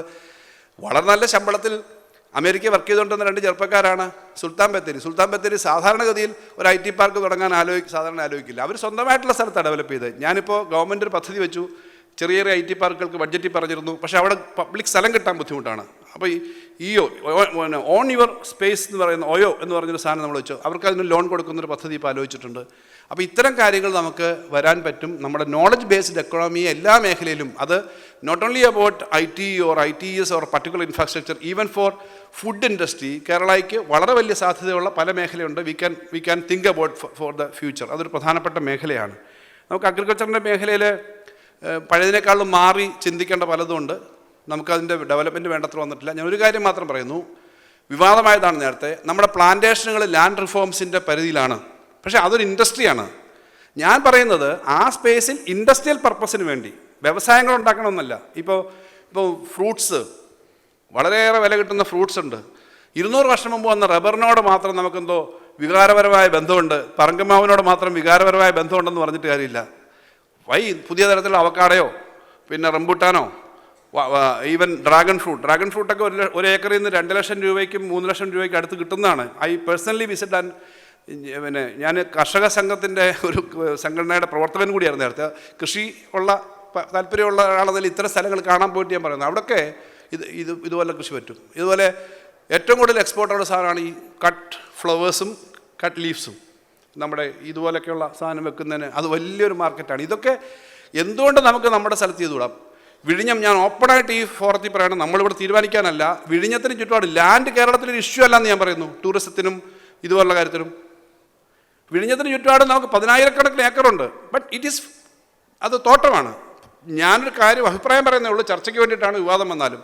എന്തുകൊണ്ട് നമുക്ക് അതിനെ ഒരു ഇൻഡസ്ട്രി എന്ന നിലയിൽ പരിസ്ഥിതിയെ ബാധിക്കാതെ അവിടെ ഈ ഗോഡൗൺസും റിസോർട്ട്സും അല്ലെങ്കിൽ പിന്നെ അസംബ്ലിംഗ് യൂണിറ്റും ആയിക്കൂടാ, ഇൻഡസ്ട്രി ആയിട്ട് നിന്നാൽ മതി. Land cannot be converted. Land conversion പാടില്ല എന്നാണ്. കൺവേർഷൻ മീൻസ് പ്ലാന്റേഷൻ്റെ നിയമം അനുസരിച്ച്. നമ്മൾ പഴയ പ്ലാന്റേഷൻ്റെ നിയമത്തിൽ മാത്രം നിന്ന് 2-3 പ്ലാന്റേഷൻ മാത്രമായിട്ട് നിന്നാൽ പോരാ, പുതിയ കാര്യങ്ങൾ വരണം. Space is one important thing. നമുക്ക് കേരളത്തിൽ അങ്ങനെ there is no dearth of land here. What we are actually saying is Kerala is thickly populated, land is a problem. അല്ല, land we have a lot of land there which is not used properly. അത് ഇക്കോളജിയെ ബാധിക്കുന്ന തരത്തിൽ ചെയ്യണമെന്നല്ല ഞാൻ പറയുന്നത് ecology സംരക്ഷിച്ചുകൊണ്ട് നമ്മുടെ ആളുകൾക്ക് ഇവിടെ ചെയ്യാൻ പറ്റുന്ന തരത്തിലേക്ക് ഇത് ഉപയോഗിക്കണം. അഗ്രികൾച്ചറിൻ്റെ കാര്യത്തിൽ new practices, trends we have to use, technology we have to use. That is very important. നമുക്ക് ലോകത്തെ ഏറ്റവും നല്ല പഴങ്ങൾ ഉൽപ്പാദിപ്പിക്കാവുന്ന പ്രത്യേക ക്ലൈമറ്റുള്ള, ലോകത്തെ 2% ഫലത്ത് മാത്രമുള്ള ക്ലൈമറ്റുള്ള സ്ഥലമാണ് കേരളം, ഇതുപോലുള്ള ഹോർട്ടിക്കൾച്ചർ സെക്ടറിൽ. അപ്പോൾ അത് നമുക്ക് കുറച്ചുകൂടി ഒരു ബോൾഡായ തീരുമാനം എടുക്കേണ്ടി വരും ഈ കാര്യത്തിൽ. അതിനകത്താണ് കുറച്ചുകൂടി ഓപ്പൺ ചർച്ച വേണമെന്നുള്ളതോട് ഞാൻ പറയുന്നത്, വിവാദത്തിനല്ല. മറ്റൊന്ന്, നമ്മുടെ കേരളത്തിന് എഡ്യൂക്കേഷനും ഹെൽത്തും നമ്മൾ പറയാറുണ്ട്. എഡ്യൂക്കേഷൻ, ഞാൻ റീസെൻ്റ്ലി ഞങ്ങൾ ചർച്ച ചെയ്തിരുന്നു, കേരളത്തിലെ എഞ്ചിനീയറിംഗ് കോളേജിൽ 35% സീറ്റ് കാലി കിടക്കുക. കേരളത്തിലെ എൻട്രൻസ് എഴുതുന്നവർക്ക് ചേരാൻ പറ്റും. ഇതും ഞാൻ എൻ്റെ വ്യക്തിപരമായ അഭിപ്രായമാണ്, ഒരു മുന്നണിയുടെയോ ഗവൺമെൻറ്റിൻ്റെ അഭിപ്രായമല്ല എന്നുള്ള റിസർവേഷനോട് പറയുകയാണ്. എന്തുകൊണ്ട്, അത് ഞാൻ പറഞ്ഞത് എൻ്റെ വ്യക്തിപരമായ അഭിപ്രായമാണ്, അത് ഗവൺമെൻറ് അഭിപ്രായമായിട്ട് എടുക്കരുത്. എന്തുകൊണ്ട് ഈ 35% സീറ്റിൽ നമ്മുടെ കുട്ടികൾ മറ്റു സ്ഥലത്തേക്ക് പോകുന്നു?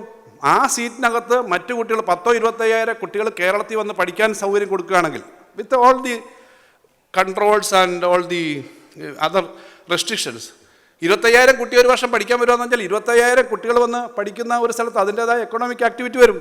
ദേ will go to their place. കേരളത്തിൽ എന്താ കേരളത്തിലെ സ്ഥിതി? ഡെമോഗ്രഫിയിലേക്ക് വരുമ്പോൾ അതിൻ്റെ സീരിയസ്നെസ് മനസ്സിലാവുക. When we were studying class 1 around 6 lakhs, 6 ലക്ഷം കുട്ടികൾ 1ാം ക്ലാസ്സിൽ ചേർന്നിരുന്നു, 5.5 ലക്ഷം കുട്ടികൾ SLC എഴുതിയിരുന്നു. ഇപ്പോൾ 2,86,000 കുട്ടിയാണ് കഴിഞ്ഞ വർഷം കേരളത്തിലാകെ 1ാം ക്ലാസ്സിൽ ചേർന്നത്, including unaided, government and aided. So population is coming down like any other developed countries. So it's a very serious matter. Now around 20% of the people are above 60. It will go to 25 or 30% in the future. അതുണ്ടാക്കുന്ന എക്കണോമിയിൽ വരുമാനം ഉണ്ടാക്കുന്ന ആളുകളുടെ number കുറയും. പ്രായമുള്ളവരുടെ എല്ലാം number കൂടുമ്പം dependence മാത്രമല്ല, people should be here, our children should be here, people should be here, because otherwise this will be an old age home. അപ്പോൾ അതുകൊണ്ടിപ്പം വലിയ തോതിൽ കേരളത്തിൽ നാളെ പുറത്തേക്ക് ഓടിയൊന്നും പോകുന്നില്ല. ആ കണക്ക് തെറ്റി. നേരത്തെ പോയിരുന്നു 2 വർഷം. കാരണം they went there for getting some employment in UK or Canada. Now that is stagnated and people are not going there. ഈ എഡ്യൂക്കേഷൻ എന്ന് പറഞ്ഞ് പോയിരുന്ന എഡ്യൂക്കേഷന് വേണ്ടി വേണ്ടത്ര ഗുണം അവർക്ക് കിട്ടിയില്ല. ഇപ്പോൾ അവർ നിൽക്കുന്നുണ്ട്. സോ നമ്മുടെ ഈ ആളുകൾക്ക് ഇവിടെ നിൽക്കാൻ പറ്റുന്ന തരത്തിലേക്കുള്ള സംഗതി വേണം. ഞാൻ എഡ്യൂക്കേഷൻ്റെ ഹബിൻ്റെ കാര്യം പറഞ്ഞത്, നമുക്ക് സാമാന്യം നല്ല എഡ്യൂക്കേഷൻ ഉണ്ട്, എന്നാൽ കുറച്ചുകൂടി മെച്ചപ്പെടണം. ഇന്ത്യയിലെ ഏറ്റവും മോശപ്പെട്ട സ്റ്റാൻഡേർഡ് അല്ല, ഇന്ത്യൻ യൂണിവേഴ്സിറ്റിയിൽ ഏറ്റവും മുന്നേ നിൽക്കുന്ന 10-നും 15-നും 20-നും ഒക്കെ ഇടയ്ക്കുള്ള യൂണിവേഴ്സിറ്റീസ് നമുക്കുണ്ട്. So we have to develop with the help of other universities. അവരുടെ കാര്യം നോക്കി നമുക്ക് എഡ്യൂക്കേഷൻ ഹബ്ബാവണം. ഹെൽത്തിൻ്റെ കാര്യത്തിൽ ഇത് തന്നെ വേണം. നമ്മുടെ ഹോസ്പിറ്റലിലേക്ക് പുറത്തുനിന്നുള്ള ആൾക്ക് വരാം. ചിലവിൻ്റെ കാര്യം നോക്കുമ്പം അമേരിക്കയിൽ കഴിഞ്ഞ ദിവസം എൻ്റെ ഒരു സുഹൃത്ത് ഡോക്ടർ ഡൽഹി മെഡിക്കൽ കോളേജിലാണ്, അയാളെ ഒരു സുഹൃത്ത് വിളിച്ചു എന്നോട്, ഞാൻ ഇരിക്കുമ്പോഴാണ് പറഞ്ഞു, അമേരിക്കയിലെ സുഹൃത്താണ്, IT മേഖല വർക്ക് ചെയ്യുന്നതാണ്, അവന് പനി ചുമ മറ്റ് ലക്ഷണങ്ങളൊക്കെ, എന്താ മരുന്ന് വേണ്ടതെന്ന് ചോദിച്ചു. അപ്പോൾ ഞാൻ പറഞ്ഞു, ഇങ്ങനെ ഫോണിൽ കൂടെ ആണോ ഇങ്ങനെ മരുന്ന് ചോദിക്കുന്നത്? അപ്പോൾ ഇതേ കാര്യം അയാൾ സുഹൃത്തിനോട് ചോദിച്ചത്. അയാൾ പറഞ്ഞു, അമേരിക്കയിൽ ഞാൻ ഹോസ്പിറ്റലിൽ പോയി ഒന്ന് ചെക്കപ്പ് ചെയ്ത് ഇറങ്ങണമെങ്കിൽ 2.5 ലക്ഷം രൂപ ഇന്ത്യൻ രൂപയാവും. ഈ ലക്ഷണമൊക്കെ നോക്കി എനിക്ക് നാട്ടിൽ വരാമെങ്കിൽ ഞാൻ അവിടെ ഒന്ന് ചികിത്സിച്ച് പോകണം, നല്ല ചെലവിൽ അവിടെ ജീവിക്കുന്ന ആളാണ്. ഒന്ന് പോയി ചെക്കപ്പ് ചെയ്ത് ഇറങ്ങണമെങ്കിൽ 2.5 ലക്ഷം രൂപയാവും. നമ്മുടെ ഇവിടെ സ്റ്റെൻറ്റ് കിട്ടുന്നില്ല എന്നുള്ളതിനൊക്കെ വലിയ സമരം നടക്കുന്നുണ്ട്. ഞാൻ എപ്പോഴും പറയുന്നൊരു ഉദാഹരണമുണ്ട്. പണ്ട് പാരാസെറ്റമോൾ കിട്ടാത്തതിനായിരുന്നു പരാതി, ഇപ്പോൾ സ്റ്റെൻറ്റ് കിട്ടാത്തതിനാണ്. ശരിയാണ്, ചില സമയത്ത് അത് കിട്ടാതെ വരും. 42 ലക്ഷം ആളുകൾക്ക് എത്ര രൂപ വരെ ചിലവായാലും 5 ലക്ഷം രൂപയുടെ ചികിത്സ സൗജന്യമായി കൊടുക്കുന്ന ഒരു സംസ്ഥാനത്ത് ചിലപ്പോൾ 7 ലക്ഷം 8 ലക്ഷം ഒക്കെ ഓപ്പറേഷൻ വരുമ്പോൾ ചിലപ്പോൾ ചില കണ്ടീഷൻസ് വരും. പണ്ട് മരുന്ന് തന്നെ കിട്ടാത്തതായിരുന്നു ഒരവസ്ഥ, ഇപ്പം അങ്ങനല്ല. അങ്ങനെ ഉള്ള സൗജന്യ ചികിത്സ മാത്രമല്ല, നമ്മൾ നേരെ ഹോസ്പിറ്റലിൽ പോയി ചികിത്സിക്കണമെങ്കിലും ചിലവ് കുറച്ച് ചികിത്സിക്കാൻ പറ്റുന്ന ഒരു സ്ഥലത്ത് നമ്മുടെ ഏറ്റവും നല്ല ഡോക്ടർമാരും നഴ്സുമാരും ഒക്കെ ഏറ്റവും വലിയ നമ്പർ പുറത്തേക്ക് പോകുമ്പോൾ നമുക്കിത് ആവുന്നതിന് സഹായം വേണ്ടി വരും. അങ്ങനെ സാമ്പത്തികമല്ല, ടെക്നോളജിക്കലും അഡ്മിനിസ്ട്രേറ്റീവ് അഡ്വൈസും നമ്മളിങ്ങനെ പോളിസി ഇടുന്നുണ്ട്. എങ്ങനെ നമുക്ക് പുറത്തുനിന്നുള്ള ആളുകളെ വെൽനസ് മാത്രമല്ല സീരിയസ് ട്രീറ്റ്മെൻറ്റിനും കൊണ്ടുവരാം, വെൽനസ്സിനും കൊണ്ടുവരാം എന്നുള്ളത് പ്രധാനപ്പെട്ട കാര്യമാണ്. അത് നമുക്ക് ആലോചിക്കേണ്ടി വരും. അപ്പോൾ ഈ ഡെമോഗ്രഫിയിലെ പ്രശ്നം, ഈ പോപ്പുലേഷൻ കൺട്രോൾ കുറയുന്നതിൻ്റെ ഭാഗമായിട്ട് കുറച്ചുകൂടി ആളുകളോട് നിൽക്കണം. പിന്നെ ഒരു പ്രധാനപ്പെട്ട ഏരിയയാണ് കെയർ എക്കണോമി. പ്രായമുള്ളവർക്ക് പ്രത്യേക സംരക്ഷണം കൊടുക്കണം. 2 തരത്തിലാണത്. ഒന്ന്, നമ്മുടെ ഇവിടെ പ്രായം എന്ന് പറഞ്ഞാൽ 56 വയസ്സെന്ന് പറഞ്ഞാൽ അങ്ങനെ റിട്ടയർമെൻറ്റിനുള്ള പ്രായമല്ല, ഇപ്പോഴത്തെ ജോലിയുടെ കമ്പൽഷൻ കാരണം ചെയ്യുന്നു. 90-80 വയസ്സ് വരെയൊക്കെ ആക്റ്റീവായിട്ട് ആളുകൾ ജീവിക്കുന്നുണ്ട്. റിട്ടയർ ചെയ്തതിന് ശേഷം കാര്യങ്ങൾ ചെയ്യാം. ഞങ്ങൾ ഗവൺമെൻറ് ഓഫ് കേരള ഒരു കാര്യം അനൗൺസ് ചെയ്തു കഴിഞ്ഞ ബഡ്ജറ്റിൽ, ന്യൂ ഇന്നിങ്സ് എന്ന് പറഞ്ഞു കഴിഞ്ഞാൽ 50 വയസ്സിന് മേളിൽ, 60 ഉദ്ദേശം 50 വയസ്സിന് മേളിലുള്ള ആൾക്ക് സർക്കാരിലായിക്കോട്ടെ ബിസിനസ് ആയിക്കോട്ടെ അല്ലാതുള്ള ആയിക്കോട്ടെ അവർക്കൊരു ബിസിനസ് തുടങ്ങണം. സ്റ്റാർട്ടപ്പ് എന്ന് പറഞ്ഞാൽ ചെറുപ്പക്കാർക്കാണല്ലോ. ഇതിനൊരു സ്റ്റാർട്ടപ്പ്, അതിന് നമ്മുടെ മനസ്സിലുള്ള പ്രേരണ എന്താണെന്ന് വെച്ചാൽ KFC തുടങ്ങിയത് 60-65 ഇയേഴ്സിലാണ്. Kentucky fried chicken. അദ്ദേഹം പലതവണ പല ജോലിയും നോക്കിയിട്ട് അവസാനം ജീവിക്കാൻ വയ്യാതെ ആത്മഹത്യ ചെയ്യാനായിട്ട് തീരുമാനിച്ച് പോയിട്ടും വിജയിക്കാതെ വീണ്ടും പിന്നെ അദ്ദേഹത്തിൻ്റെ ഈ ചെറിയ ചിക്കൻ ഫ്രൈ ചെയ്യുന്ന കാര്യത്തിൽ തുടങ്ങി ലോകത്തെ വലിയ കമ്പനിയായത് അതിന് ശേഷമാണെന്ന് പറയുന്നത്. ഇതുപോലെ പ്രായമായിട്ടുള്ള ആളുകൾ പലരുമുണ്ട്. നമ്മുടെ ഇവിടെ അതല്ല, ചെയ്യാൻ പറ്റും, റിട്ടയർ ചെയ്തു, അതുകൊണ്ട് ഒരു ആക്ടിവിറ്റി ഇല്ലാതെ നടക്കേണ്ട കാര്യമില്ലല്ലോ. ധാരാളം ഐഡിയാസ് ഉള്ള ആളുകളുണ്ട്. നമ്മുടെ ഹെൽത്ത് ഇപ്പോൾ അത്യാവശ്യം കുറേ വർഷം കൂടെ ഹെൽത്തി ജീവിക്കാൻ പറ്റും. New innings. എന്നെ ശ്രീധർ ബംബു വിളിച്ചിരുന്നു കഴിഞ്ഞ ദിവസം. ഞങ്ങൾ സംസാരിച്ചപ്പം പിന്നെ അദ്ദേഹത്തിൻ്റെ അരാട്ടെ എന്ന് പറഞ്ഞ പ്ലാറ്റ്ഫോം വന്നപ്പം കൊട്ടാരക്കര അദ്ദേഹത്തിൻ്റെ സോഹോയും കൂടെ ഉള്ളതുകൊണ്ട് അപ്പം അദ്ദേഹം എന്നോട് പറഞ്ഞു, your idea about that new innings is very good.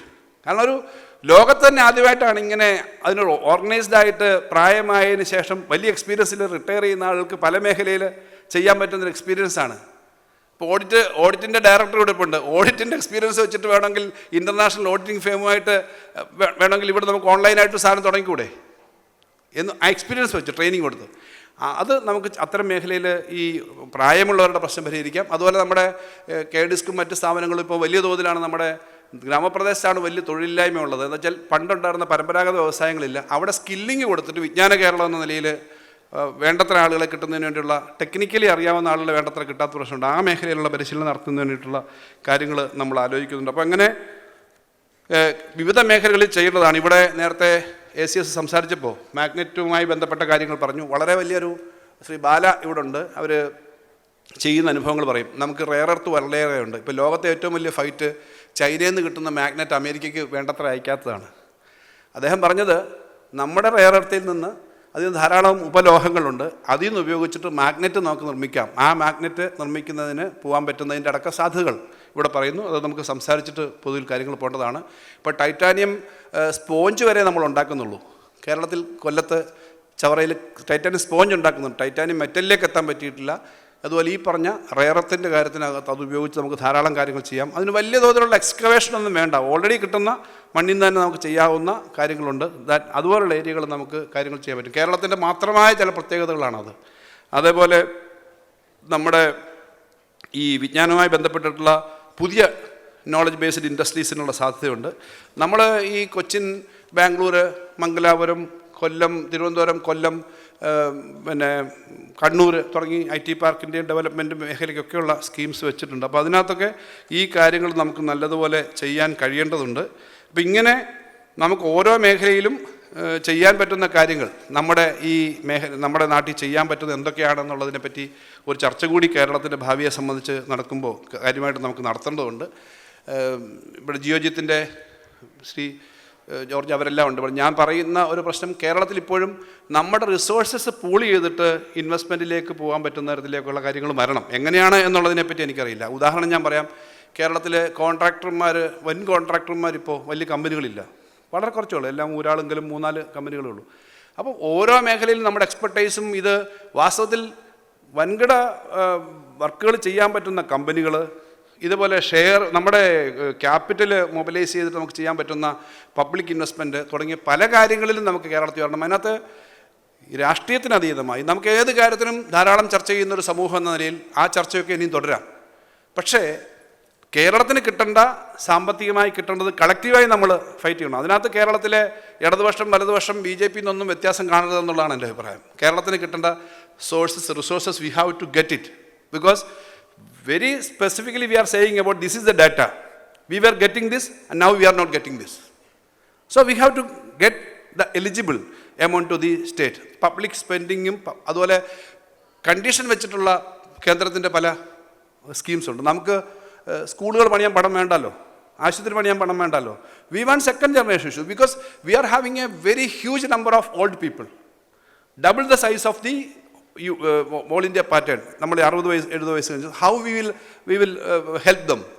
Then we have a very huge number of പ്രവാസീസ്, gulf returnees, migrants, reverse migrants. അവരുടെ എങ്ങനെ 22%, 22% of the total remittance of India is coming from the പ്രവാസീസ് of Kerala. Export promotion ഉണ്ട്. നിങ്ങൾക്കൊക്കെ export ചെയ്യുന്നവർക്ക് there is a scheme for promotion. But ഈ human സർവീസിന് ഒരു സ്കീമും ഇല്ല. അവർക്കൊരു ചെറിയ percentage. So these are some areas where we need a unified effort. നമ്മുടെ കേരളത്തിന് ഒരു സംശയവുമില്ല. നമ്മൾ ഒന്നാം പിണറായി സർക്കാരിൻ്റെ തുടർച്ചയായി രണ്ടാം പിണറായി സർക്കാർ വന്നപ്പോൾ ഒരു ഗുണം, there is a continuity to finish all these things. ഒരു ചെയ്തു, അത് കഴിഞ്ഞ് ചെയ്തതിൻ്റെ തുടർച്ചയില്ല. ഇപ്പം ഞാൻ പറയാറുണ്ട്, ശമ്പള പരിഷ്കരണം പ്രഖ്യാപിച്ചതും കൊടുത്തത് ഏപ്രിൽ 1-ാം തീയതിയാണ്. ഏപ്രിൽ 3-ാം തീയതി തെരഞ്ഞെടുപ്പ് നടന്നു. മെയ് 20-ാം തീയതി പുതിയ ഗവൺമെൻറ് വന്നു. ഈ ഗവൺമെൻറ് അല്ല വരുന്നതെങ്കിൽ ചിലപ്പോൾ അതേപോലെ അത് തുടരില്ല. കാരണം മുമ്പ് അങ്ങനില്ല. അപ്പോൾ അതിൻ്റെ റെസ്പോൺസിബിലിറ്റി ഞങ്ങൾ ഏറ്റെടുത്തു. പക്ഷേ അത് നടത്തുകയും ചെയ്തു. കിഫ്ബി ചെയ്ത കാര്യങ്ങൾ, മറ്റ് ഡെവലപ്മെൻറ്റ്, നാഷണൽ ഹൈവേ മുതൽ എല്ലാ മേഖലയിലും. അത് ഒരു കണ്ടിന്യൂറ്റി കിട്ടി എന്നുള്ളത് പ്ലാറ്റ്ഫോമിനെ ശക്തിപ്പെടുത്തി, ആ പ്ലാറ്റ്ഫോമിൽ നിന്ന് മുന്നോട്ട് പോകാൻ ശക്തിപ്പെടുത്തി. അത് കൂടുതൽ ശക്തിപ്പെട്ട് വരണം. അതിന് കേരളം കൂടുതൽ ഈ പറഞ്ഞ എല്ലാ സാഹചര്യങ്ങളിലും പൊട്ടും പുറകോട്ട് പോകാൻ പോകുന്നില്ല. കേരളം കൂടുതൽ ശക്തമായിട്ട് മുന്നോട്ടേ വരുള്ളൂ. അതിനുള്ള എല്ലാ അടിസ്ഥാനവും നമുക്കുണ്ട്. ആ അടിസ്ഥാനം കൂടുതൽ ശക്തിപ്പെടുത്താൻ കഴിയുന്ന തരത്തിലേക്ക് നമ്മുടെ ചർച്ചകളും പ്ലാനിങ്ങും ഭാവിയിലേക്ക് വേണം. അതനുസരിച്ചിട്ട് വിശദമായൊരു ഡിസ്കഷനും അതിൻ്റെ അടിസ്ഥാനത്തിൽ തുടർ കാര്യങ്ങളുമായിട്ട് എന്ന നിലയിലാണ് ഇത്തരം ഒരു സെമിനാർ ആലോചിച്ചത്. എല്ലാവരുടെയും പിന്തുണയും സഹായവും ഈ പ്രവർത്തനങ്ങൾക്കാകെ വേണം. നല്ല ചർച്ചകൾ വേണം. തുടർന്ന് നമുക്ക് ഇതിൻ്റെ അടിസ്ഥാനത്തിൽ കാര്യങ്ങൾ ചെയ്യണമെന്ന് മാത്രം പറഞ്ഞുകൊണ്ട് എല്ലാവരും ഒരിക്കൽ കൂടി ഇവിടെ പങ്കാളിത്തം പ്രതീക്ഷിച്ചതിനേക്കാളും നല്ല രജിസ്ട്രേഷനാണ്. നമ്മൾ കുട്ടികൾ, വിദ്യാർത്ഥികൾ ഉൾപ്പെടെ ധാരാളം ആളുകൾ എല്ലാവരും വന്നിട്ടുണ്ട്. വളരെ നല്ല പങ്കാളിത്തമാണ്. പങ്കെടുത്ത എല്ലാവർക്കും സംസ്ഥാന ധനകാര്യ വകുപ്പിനും ഗവൺമെൻറ്റിനും വേണ്ടി നന്ദി പറഞ്ഞുകൊണ്ട് അഭിവാദ്യം ചെയ്തുകൊണ്ട് ഇവിടെ പങ്കെടുക്കുന്ന എല്ലാവരെയും ഒരിക്കൽ കൂടി ഈ സജീവമായി ഇതിൽ പങ്കെടുക്കണമെന്ന് അഭ്യർത്ഥിച്ചുകൊണ്ട് ഞാൻ നിർത്തുന്നു. ആശംസകൾ അർപ്പിക്കുന്നു. Thank you sir. ഇനി ഈ സെഷനിലെ നന്ദി പ്രസംഗത്തിനായി ധനകാര്യ വകുപ്പിലെ expenditure secretary Shri Keshavendrakumar IAS അവർകളെ ക്ഷണിക്കുന്നു. വിജൻ 2031 ഇതിനുള്ള ധനകാര്യ വകുപ്പുള്ള സെമിനാറിൽ വളരെ വിശദമായിട്ട് ഫൈനാൻസ് ഡിപ്പാർട്ട്മെൻറ്റുള്ള നമ്മുടെ നിലവിൽ അവസ്ഥ, പിന്നെ കേരള ഇക്കോണമിയുള്ള ഭാവി സാധ്യത എന്താണ്, അത് നമുക്ക് എങ്ങനെ അച്ചീവ് ചെയ്യാൻ പറ്റും, അതിനെ വിഷയ അവതരണം ചെയ്ത ബഹുമാനപ്പെട്ട ഫൈനാൻസ് മിനിസ്റ്റർക്ക് ഞാൻ ഇവിടെ വന്ന എല്ലാ ഓഡിയൻസിൻ്റെ പേരിൽ നന്ദി രേഖപ്പെടുത്തുന്നു. ഈ പരിപാടിയിൽ നമ്മുടെ ഫൈനാൻസ് ഡിപ്പാർട്ട്മെൻറ്റുള്ള കഴിഞ്ഞ 10 വർഷമുള്ള പൊസിഷൻ എന്താണ്, നമ്മുടെ റിസോഴ്സ് മൊബിലൈസേഷൻ എക്സ്പെൻഡിച്ചറുള്ള പാറ്റേൺ എന്താണ്, അത് ഇവിടെ പ്രസൻറ്റ് ചെയ്ത ACS ഫൈനാൻസ് ശ്രീ ജ്യോതിലാൽ സർക്ക് ഞാൻ നന്ദി രേഖപ്പെടുത്തുന്നു. പരിപാടിയിലെ സ്വാഗതം ആശംസിച്ച റിസോഴ്സ് സെക്രട്ടറി അജിത് പാട്ടീൽ സർക്ക് ഞാൻ നന്ദി രേഖപ്പെടുത്തുന്നു. ഇന്നെയുള്ള 2-3 പാനൽ ഡിസ്കഷനിൽ വന്ന എല്ലാ esteemed speakers, Dr. S. Somnathan sir, Dr. V.K. Matthews, Sri C.K. George, Dr. Bal Subramanian, Srimati Mini Antony ma'am, Sri Sanjay Das, Sri Kashi Vishwanathan sir, Sri Ramchandran sir, Sri Hamid Ali sir, Sri V.K.C. Rasak, Sri Alex, Professor Veermani, Dr. Divya, Dr. Pinaki Chakravarti sir, Sri V. Raman, Sri Prem Kumar, Dr. Joseph, Sri Lakshmi, Safiq, KSFE Chairperson Sri Varadarajan, KDISC Dr. Uni Krishnan, പിന്നെ ഇന്നെ സമാപൻ സമ്മേളനിലെ ഉദ്ഘാടകൻ ബഹുമാനപ്പെട്ട minister Shri P. Rajeev, Shri doctor Chandrashekhar sir, വന്നിട്ട് എല്ലാ ആൾക്കാർക്കും ഞാൻ finance ഡിപ്പാർട്ട്മെൻറ്റിൻ്റെ പേരിൽ നന്ദി രേഖപ്പെടുത്തുന്നു. ഈ പരിപാടി കവർ ചെയ്ത വന്ന നമ്മുടെ മീഡിയ സഹപ്രവർത്തകർക്ക് നന്ദി രേഖപ്പെടുത്തുന്നു.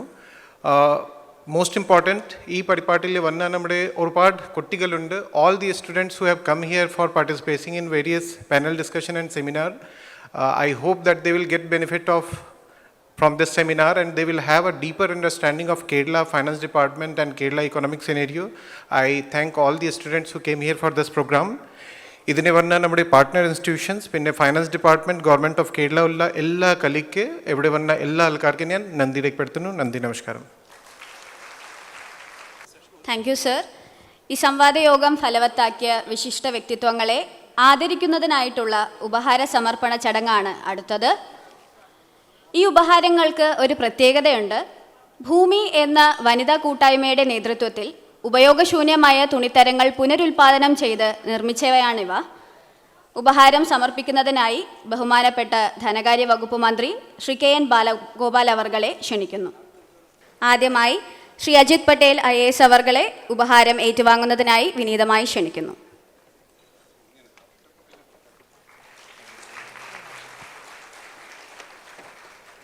ഇനി ശ്രീ KR ജ്യോതിലാൽ IAS അവർകളെ ഉപഹാരം ഏറ്റുവാങ്ങുന്നതിനായി വിനീതമായി ക്ഷണിക്കുന്നു.